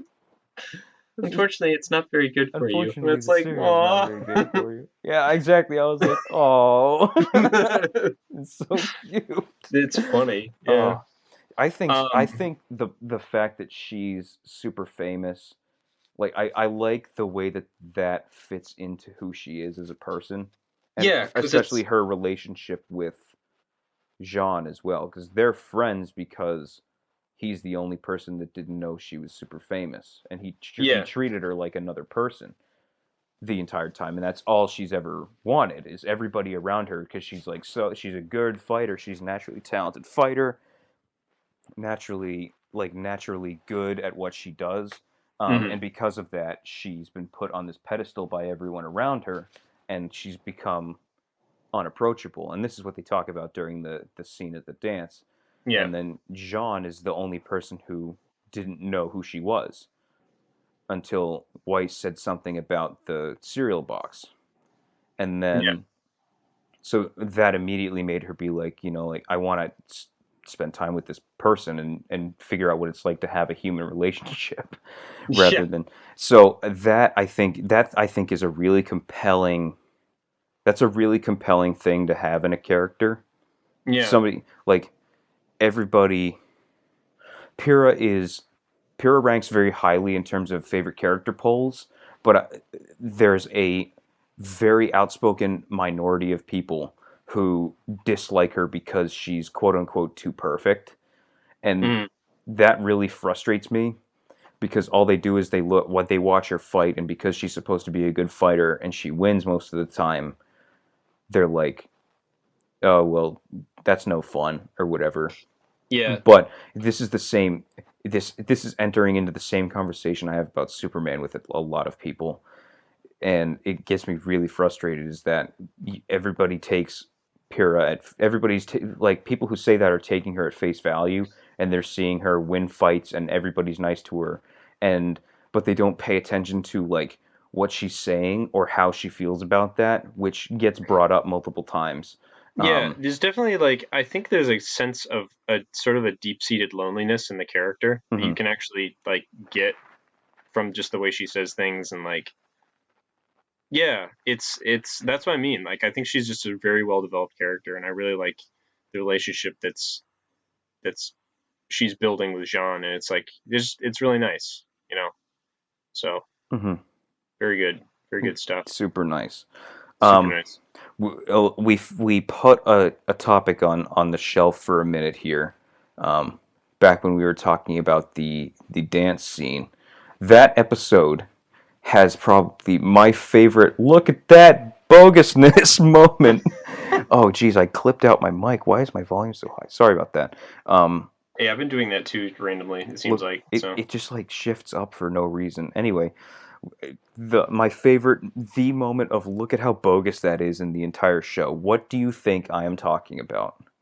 are you talking about the goofy like synchronized dance sequence? No. Really? Because I thought that No. was okay. I don't know how bogus. What I am I, talking I about, thought that was hysterical. I know it I was was super fun. dying. I thought that was fun. Like Yeah, and I was like, somebody yeah. And then somebody they were like, they asked John like, "Hey, how'd you get so good at dancing?" he's like I have seven sisters. Yeah, I was Yeah. like that was great. Somebody went into Maya, which is what they used to animate the show, and swapped out all the models for different things. So Hmm. there's the Team Juniper one, which you saw in the show, and then somebody swapped out all the models for Team Ruby, and then so Team Ruby does the dance, and then all the professors do the dance. Glinda and Port and Oobleck and Ozpin all do the dance. Then they swapped in Cinder, Emerald, Mercury, and Roman, and they all did the dance. And then they swapped in a bunch of Grimm. Um, and it's just funny to see them all do the dancing. The Grimm one is hilarious because they dropped the skin over the human shaped mesh. And so it's just all gross and distorted and weird. It's super funny. That's Um, just so funny. But I okay. So what is this moment? Cinder on the roof. Do you remember this? I'm trying Cinder to. run. So Ruby looks out the window, okay, at the dance, and she sees somebody running across the roof. We know that Right. it's Cinder, but what Yeah. Ruby sees is probably the jankiest looking running animation I have ever seen in my life. I will Okay. need. So I'll I need to. only caught I'll need to. I only caught like a glimpse of it because I was like, I think I was doing. I remember what I was doing when it was happening. I'd taken my eyes away and I was like adjusting something on the embroidery machine. Yeah.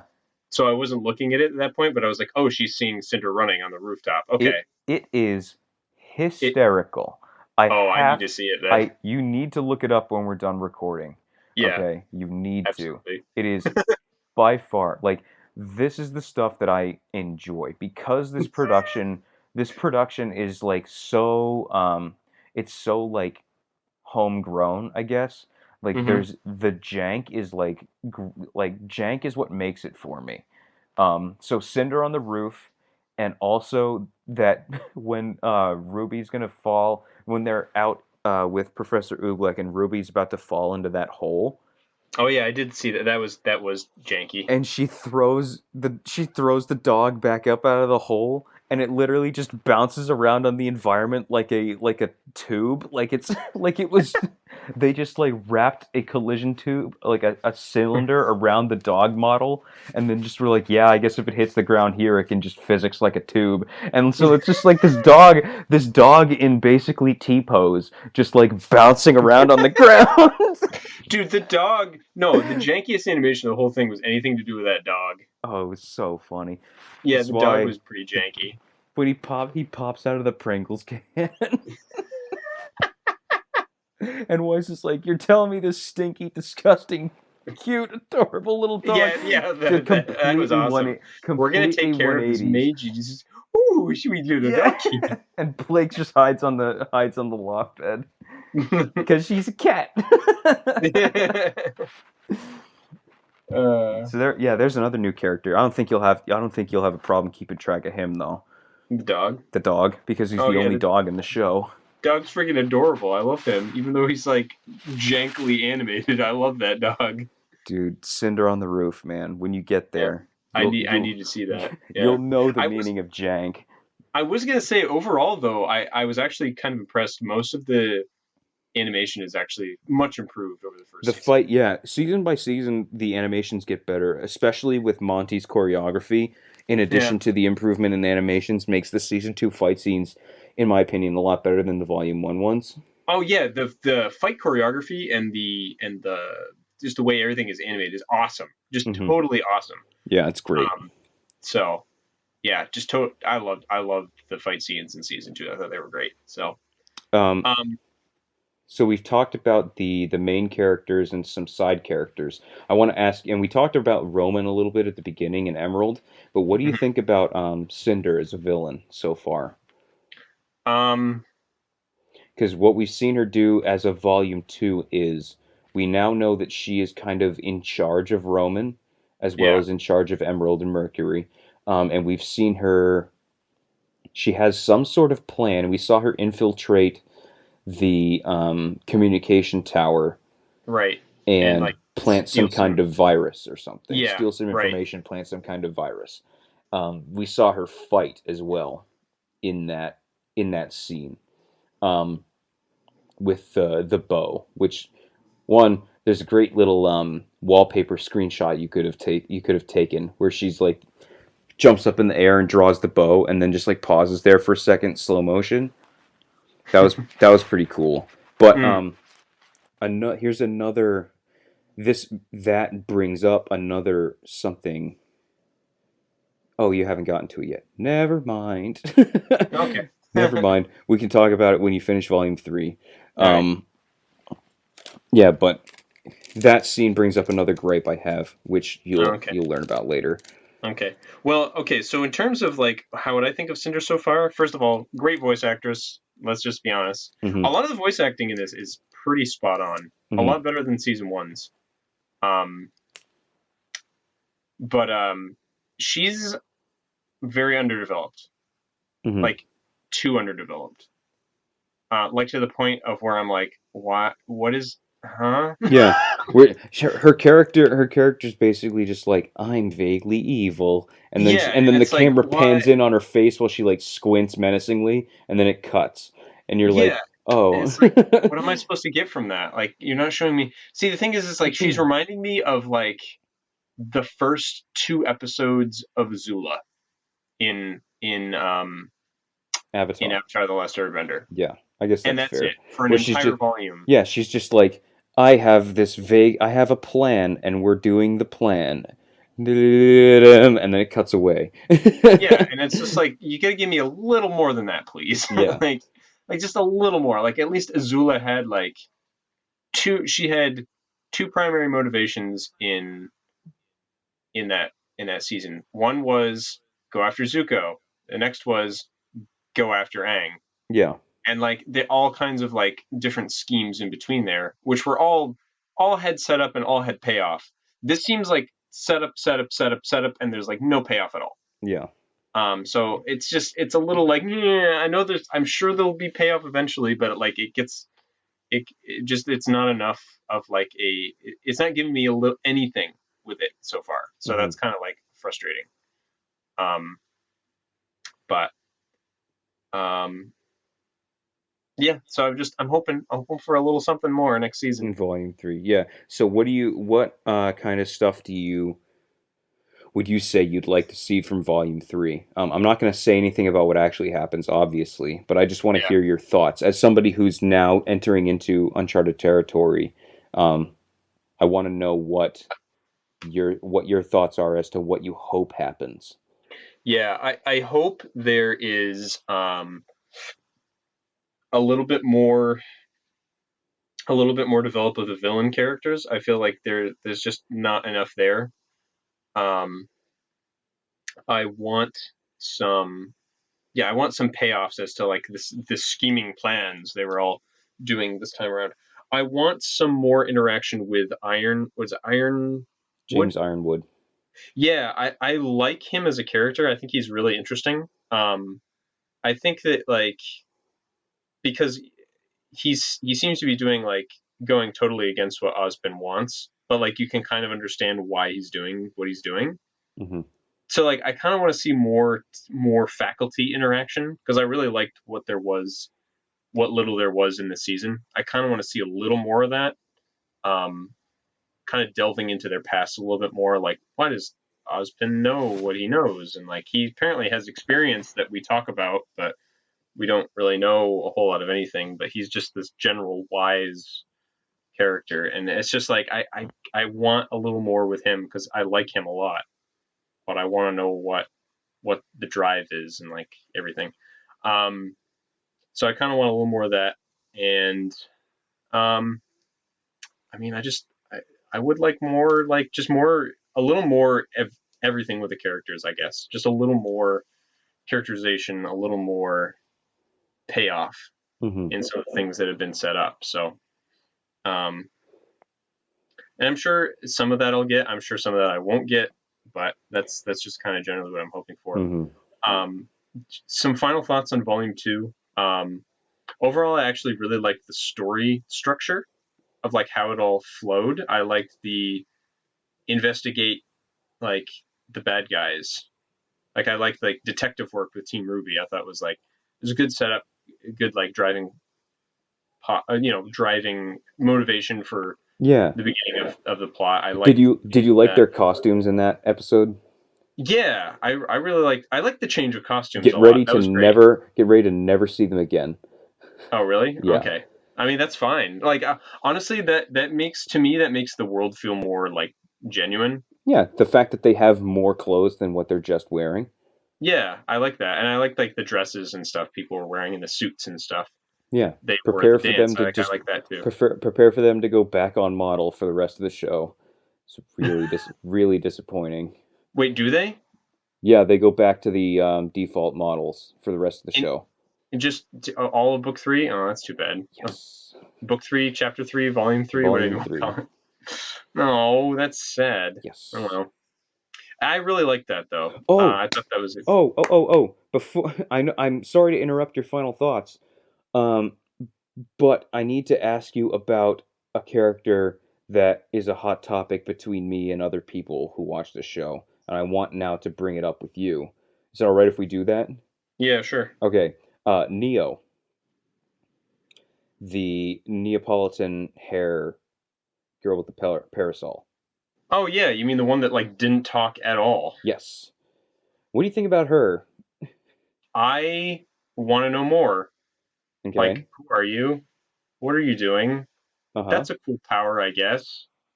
What How is does going your on? how does your power work and why? And does it have any limits? Because it seems to not. Yeah, Much like everything else in this show. much like everyone else's. But Yeah, yeah. So super cool, but fantastic character design though. yeah, she's well her outfit is really interesting. Yeah, She's got like this weird like sweater vest thing that yeah, like it has like open hip bones. Like it yeah. has openings on her hips and then like It's weird. the little vest with the parasol. What are you doing? Yeah. Why? How can you do that? Are there any limits to your power whatsoever? Because it doesn't make any sense. Because like first thing that happens is you see her like she shows up, right? And then she shows up at the end of that fight under the overpass after the Yeah, Metal Gear gets destroyed. And yeah. then Metal Gear gets. Roman goes, "Neo," and she shows up and just appears there. And then Yang runs up and tries to punch them, and then it shatters like glass, and they're gone. And then all the characters look up, and a helicopter flies away. Yeah. And first of all, you go, "What?" Yeah, my thing was like, oh, I And guess they teleported away or something. yeah, and then the next time that happened is like she shows up in the train, And then she just and disappears. then she just vanishes into thin air when that lady comes out of the portal. You know who that Yeah. lady is, right? I would assume. Well, they made it. Given the general setup of what they did with Yang's character and like her motivations for things, and given her outfit, I would have to assume, and given the end of the season, that's their mother. Yeah, that's It's just Raven. it's got to be, Raven, Raven. Raven Branwen, Yang's mother. Yeah, Yeah, Neo just pieces out as soon as Yang Raven mom. comes out of that portal. Yang So, mom. was there anything about what she did that kind of stuck with you, and Neo? I mean, that kind of stuck with you, or can I go into what my opinion on Neo is, and then we can have a conversation from there? Wasn't there like, I'm trying to remember. See, because again, like I wasn't like directly watching all the time, so Yeah. there was like one thing, like she like blocked stuff with her parasol, Yes. and then like did something with glass after she did that. Yeah. Yang punched at her again, and it just shattered into glass, and then she was somewhere else. Yeah, and it was, oh yeah, I just, yeah. Is it like a water thing? Like, can she get to have like a liquid form too? Like, I was wondering if Dude, it's like, that's a great idea. I don't want to. It's actually so by the end of volume three, it's actually not clear still what the specificness of her power is, mm, but there is a general consensus within the community as to what it is. But I won't tell you, okay, okay, just good. so you can figure it out yourself. So here's what I think about Neo. I don't like her at all. In my opinion, she exists purely to have the main characters lose the fight for the convenience of further episodes or the Uh, convenience of the next scene. And does that happen in next season too? um I'm not going to say, but I will give a vague no. Okay, Um that does function that way in this season, and that is actually, yeah, yes. it So is a little frustrating. she shows up, especially the scene on the train with Yang is just infuriating. So Yeah, what the way that was annoying. Yeah. the only thing that Neo exists for is Yang, as we've seen, is a good combatant, right? She's a Yes. good fighter. She has a good fighting technique that suits her well. She wins often. She easily takes down much larger opponents than herself. Um, and she's very competent with her footwork and her hand-eye coordination to, you know, to fight well. And I watching the series, getting to that fight on the train with Neo, Yang's choreography was dumbed down to the point where Yang looked like an incompetent fighter. Not Neo did not look good. Yang looked bad. And yet Mhm. people and so what this Neo's purpose in that was Yang's ability to fight was purposefully. This is my opinion. Okay, this isn't actually what happened. I want to make that super clear so you don't get the wrong idea. I want you to have your own opinion. My Yeah, because like opinion. I honestly don't remember super tons about it. Yeah. So So my interpretation is Yang's ability to fight was purposefully dumbed down so that Neo would look stronger and then run away from Raven to act as Worf effect for Raven. You know, Worf effect. I assume you know because you talk about Star Trek all Star the Trek. time. So There's the Star Trek you reference. send Worf out to fight the guy, and then the guy beats up Worf, and you're like, oh, he's really strong, Yeah, right? exactly. Yeah. So Yang was choreographed to fight poorly against Neo, so that Yes, when Raven showed up and Neo ran away, you'd be like, wow, that person is super powerful because I get you. Yeah. this other person just destroyed Yang in a fight or whatever. And so I come to in in in a conservative term, I come to an impasse with people about this because Neo is another one of the characters that ranks near the top of every fan favorite poll, purely based on the fact that she's a little bit sassy. She has no dialogue, and all she is Worf effect for Raven, Mm. and yet people say that she's a good character, but she doesn't do I anything. Yeah. See, like I really like her design a lot, but like I didn't really get anything from the character though. Yeah, and in my opinion, she is a nothing character. She exists for one purpose, and that is to the make the main characters or Yang lose, and then move on to the for the purposes of the next scene, Yeah. and then she goes away. It's like, oh, Yeah. Yang's knocked out now. I guess I can just peace, and oh, we can just and then take this opportunity to introduce Raven as being strong because this person who beat Yang now has to run away immediately upon seeing Raven, and then they finally beat that mech that Roman's in, and then she just shows up and takes him away. So Mm. whoops, I guess we lost that fight. It's just so irritating. I find her so irritating, and yet people think she's one of the best characters in the show. I don't get it. That's my opinion on Neo. Yeah, like I don't know.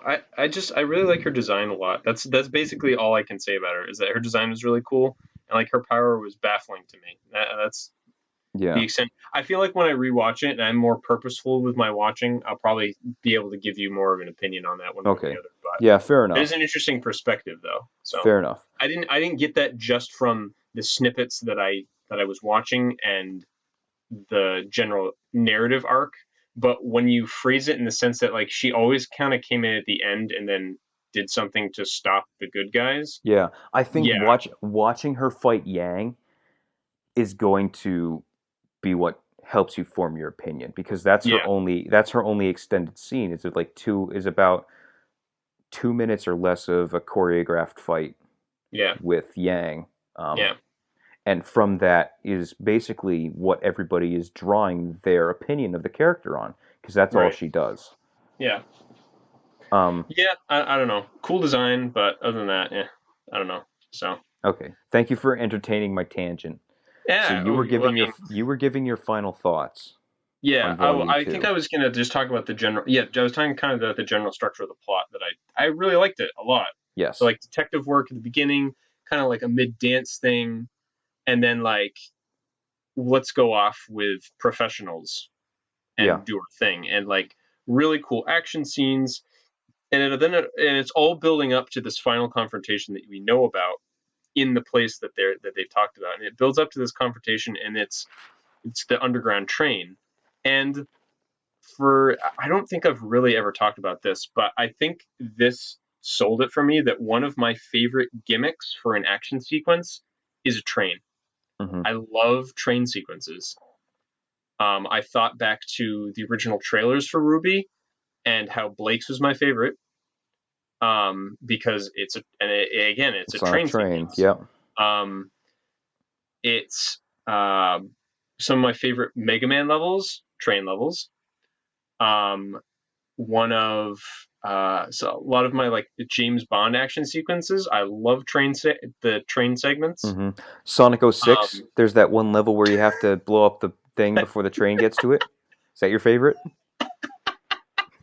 dude, have you ever seen how radical that train is? Dude, I spent probably an hour and a half trying to finish that level. I'm not even kidding. That was so hard. Dude, Because you know That what it was? level I could is finish the first half where you had to blow up the train thing, and then you hit the mock segment, and that mock segment is it's impossible. yeah, it is really bad. Yeah. No, some of my favorite lines in that game. We're just going totally on a tangent now, but one of my favorite lines from that game is in that level is Sonic going, "I gotta get ahead to catch the train," and it's like, boy, you sounded really happy about this about this mission. Yeah. It's like, boy, I gotta do that before my friend dies. I Like, can't believe I managed to work that back into Sonic 06. I know, The right? moment you said something about trains, I just remembered You my just trauma, and I was like, I gotta work this in. radical train. That train is so radical. Oh my gosh. Okay, another great thing is I've been watching the RWBY guys play through Yeah, that again. Actually, after the podcast, I'm gonna show you one part of it. yeah, Um, Maybe even more than one because oh my gosh, it's so good. But there's like one part like that level, and they're like, what's going on? What? Huh? And then it's like because it gives you like almost no time in the very first thing to figure out what you're doing and like hit the switch. yeah. And one of the guys is like, Sonic, there was a lot we didn't tell you before you came in here. They're just like, oh, we gotta catch a train. There's a bomb. Where's Elise? Where's Eggman speaking from? What's the switch? What am I doing? I don't understand. Like, Sonic. There's a lot we didn't get you up to speed on here. Oh my gosh. But anyways, yeah, the train sequence in Final Fantasy VI is awesome. Um, I'm trying to think of like, there's another train thing that I was thinking of that's really great. But I mean, just like one of my favorite things when I was working at Price Chopper is I would always be able to hear the train um, Hmm. across the river from where I was working. Yeah, yeah. I couldn't see it, but I would always hear it in the distance, and that's like one of my favorite things to like hear off in the distance. I think I just like trains. I like trains. So, like Spirit Tracks, I love Spirit Tracks. Everybody hates it because it has a train. I love the train. So, I mean, I don't know. I guess I just like Resident trains. Evil Zero. I've never played that one. Does it have a train? Yeah, dude, you start on a train. Dude, I need to play it. It's probably awful. I've heard It gets people really say, it gets really bad near the end, I'll be honest. okay, yeah, I've heard people have not very good things to say about that one. So, It's fine up until like the last third, and then it's terrible. hmm, that's too bad. Um, but yeah, the sequence to the train, I love that. I thought Hmm. that was really fun. I like how they split up, um, and then like came back together. I don't know. I just thought it was really cool. Um, I like the whole train thing. Um, yeah, I thought overall I really enjoyed the season, and um, I'm really pumped for season 3, especially Hmm. because they're like teasing new bad guy, and I was like, oh great, another character. Except his design was like, look at him. I was like, he look, you red hair Magoo. I He don't know his looks actual name, so. but You said you watched Blake's trailer, right? yes. Does he look familiar? Oh He's not. yeah. Now that He you is mention it, holy not. crap. He is not a new character. Oh my goodness. Yeah, you're right. I don't know why I didn't make that connection before. I guess it has been a while since I've like, And sat down and watched Blake's trailer though. So and when you learn more about him, you will realize a bit more about what was happening in Blake's trailer. hallelujah. Yeah. I've heard that. I think I was reading somewhere that they're actually going to be making manga that explains like everything in the trailers. I guess Yep. like Some of sort of those are already backstories. out, to be honest. Oh well, I never mind then. It's I okay. guess I'm just behind, Chris. Yeah. Catch up, old timer. Yeah. Well, I mean, I am a season behind now, so Yeah. but I'm gonna catch up. I will definitely catch up Hmm. before season Um, 4 launches. yeah, if I have anything to say about your Volume 3 watching, do yourself a favor, please, and try and be a little more targeted in your watching. Oh Dedicate yeah, dedicate some time to actually paying attention to yeah. what's happening. With the next Um, one, I definitely will. I say this Um, because um, During the interim between volumes 2 and 3, Montium, the series creator, passed away. Right. And this season is made completely without him. Um, and it's basically all Miles and Carrie, the two writers. Mm-hmm. So pay attention to this season because the differences between the two styles of directing are incredibly apparent, and they contribute to my opinion on the series as Mm. a whole. Yeah, I mean, I definitely was going to, especially because like they don't have it in film form on Netflix yet. They Yeah. don't have season 3 up, so I gonna have to be more direct with it as it Hmm. is. Um, so yeah, yeah, I think that about wraps it up. That will wrap it up for our RWBY discussion. What are you looking forward to this week? So RWBY Volume 3 maybe. Maybe, yeah, I'll get around to that possibly. Assassin's Creed, Hmm. definitely gonna be playing more of that. For Pokemon, Omega Ruby, I might. I've been looking around for other portable games to play, and I wasn't really sure of one. So I might get you to give me a backlog busters next week Oh, okay, I can do that. for a handheld. Hmm.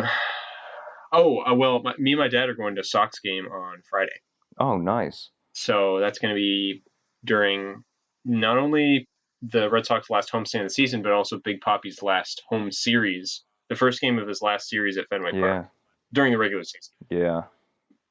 So it's a big deal. It's going to be a lot of fun.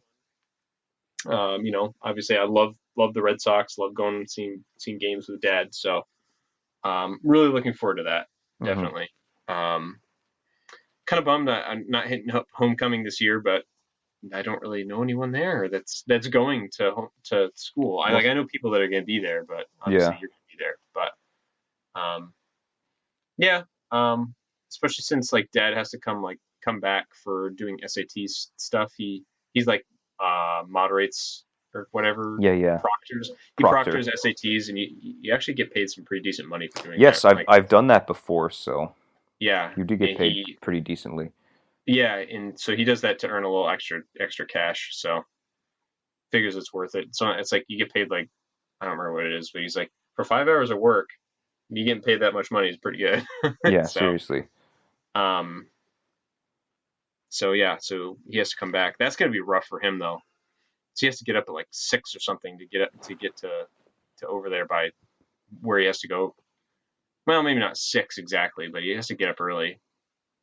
And we're gonna be driving back after the game, and we won't get back home till like after midnight. So Yeah, that sounds pretty late. it's gonna be pretty rough. I think we're gonna be drinking some caffeinated beverages and talking the whole Oh time. yeah.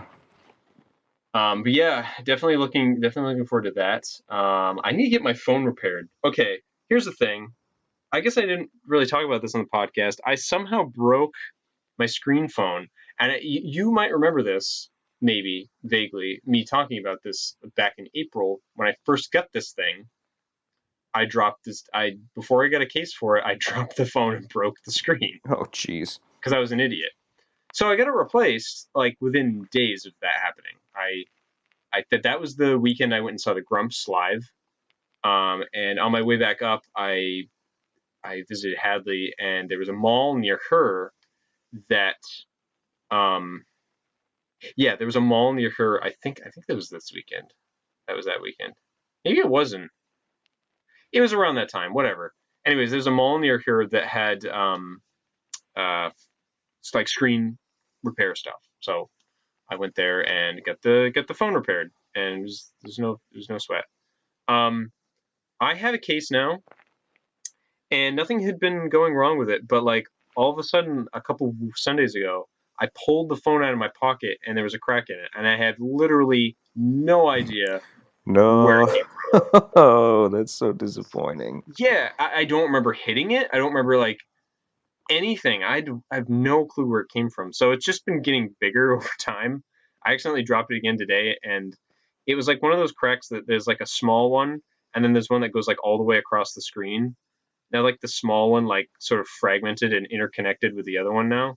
So I've got like a piece that I could probably like lift it out of there if I wanted to. But Yeah, yeah, so I gotta get that fixed sometime. I've heard probably, yeah. Staples fixes phones, but the great thing about this other third party one that doesn't care about warranties and all that jazz is like they did it within an hour of you Yeah. bringing it to them. This There's a couple like spots like that in Staples, the mall near me too.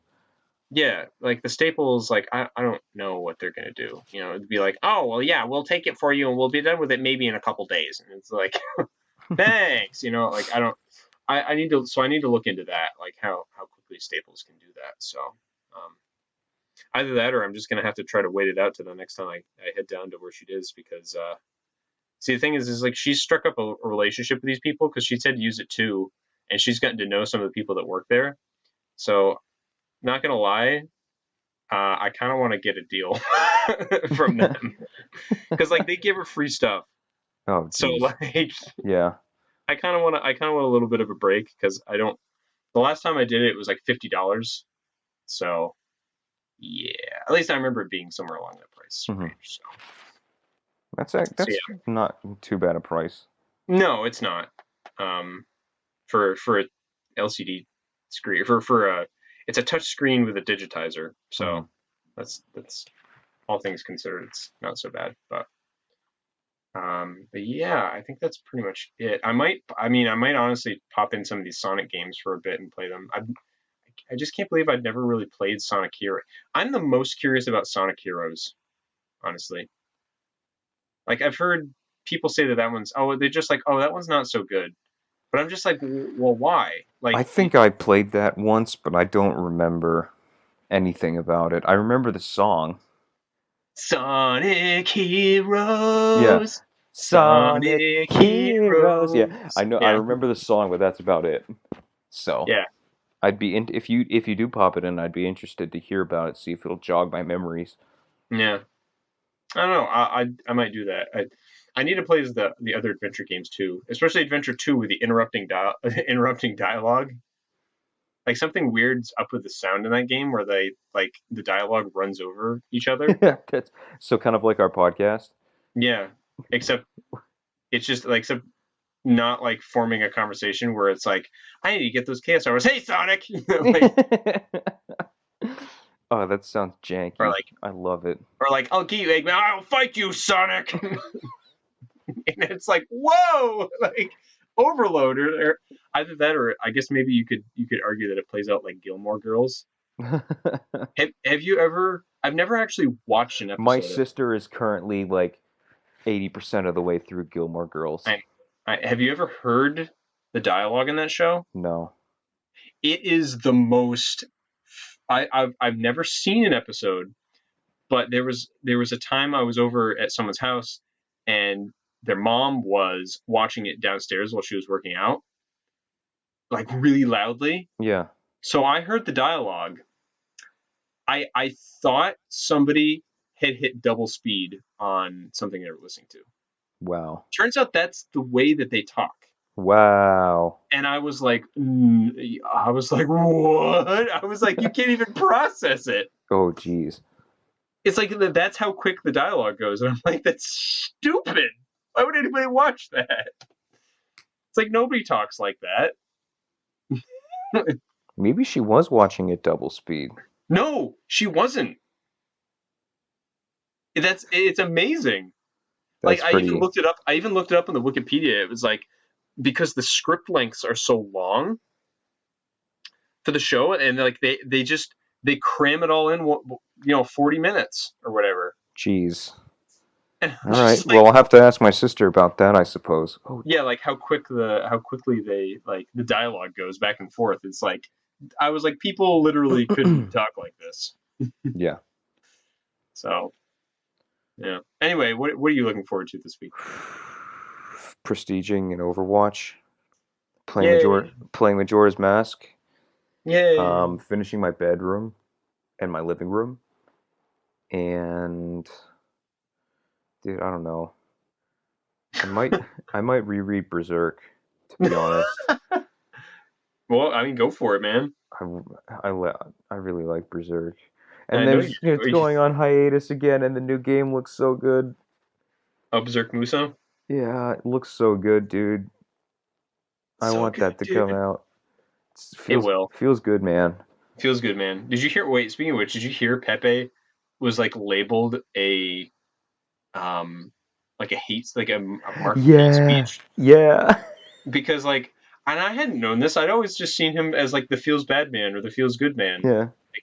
Like I know he was like a comic character for something, but like apparently like people had used like anti him for like anti-Semitic Well, memes or yeah, something, on and I was like, I've 4chan, never like seen they any of they those. they slapped anti-Semitic stuff on it, and the same way they slap like they slap anything on Pepe because it's a joke. Like Yeah, I it's mean not. like, It, well it's that's why I was so like, huh? absurd.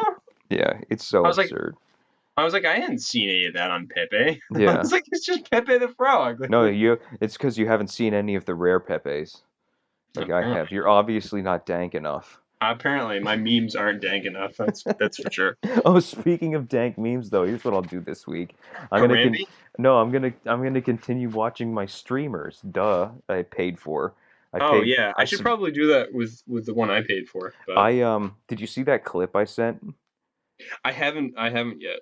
You should watch it. And even though like you don't play Overwatch, like you'll see that clip and you'll see what happens. You'll be like, okay, that looked pretty funny. And like it's just so fun. Like the one that I watch every day, just like it's such a good environment just around chat, and the streamer themselves has such a great personality, like very welcoming and an enjoyable thing. Like I'm having a great time. I'm gonna try and resub. Honestly, I'm gonna resub for as long as I can financially manage. To be fair, like they do a great job with their stream. And the other streamer that I watch inconsistently, Moon, his Oh, chat his chat is just all memes. So and now like I'm playing Overwatch on my own, and I'm saying stuff that Moon says, and I'm like, this is a problem. It's like what I do with two best friends things is I just quote them all the time. Now I'm playing Overwatch and I'll die and I'll be like, not like this. It feels bad, man. And I'm like, oh god, I'm turning into Moon. That's a problem. So I'm gonna watch more streams, play Overwatch, Majora's Mask, probably reread Berserk. That's my week, and finish my bedroom, obviously. And sweet. homecoming, and then next week actually is the county fair. So Topsfield Fair is next week. Oh, sweet. When So does it when does it go till? October 11th, I think. So it goes for the whole week. Yeah, it goes for basically a whole week. It's October 1st through October 11th? 11th. Oh, sweet. Oh So it's man, like it's 10 I like days. I like I like want to like Dude, if you want to come down and I kind go, of do. I have an extra ticket. I kind of do. Like, I don't I know. have a I'll have to free like ticket. look into what's going on, but Yeah, I have an extra free ticket. I have one ticket for myself and then one to bring a friend. that would be fun. We could like We'll talk to about hang out that. for the first time in like forever. Yeah, we'll talk about that later. Yeah, maybe. By That'd then, be kind of cool by if we could then do that. my room might be done. We can hang out in there. Yeah. We'll talk about that later. Yeah, well, we'll figure that out, but so maybe. Yeah. Maybe.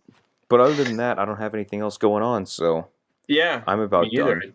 I'd say we can about wrap this up. A So, tight a tight 2 and 3/4, I suppose. yeah. Yeah, that's about what I got. Not bad. It was a Not little b- longer than I thought it was going to. I was like, "Oh, we're doing really good when we're going to Ruby Talk." And then I was like, oh. We talked about Ruby for an hour and 20. "Well, yeah. I mean, Ruby can do that to you." So, It sure can. yeah, great especially show. especially when for a very long time you had nobody to talk about it with. I say as I raise my hand slowly, as in this is me.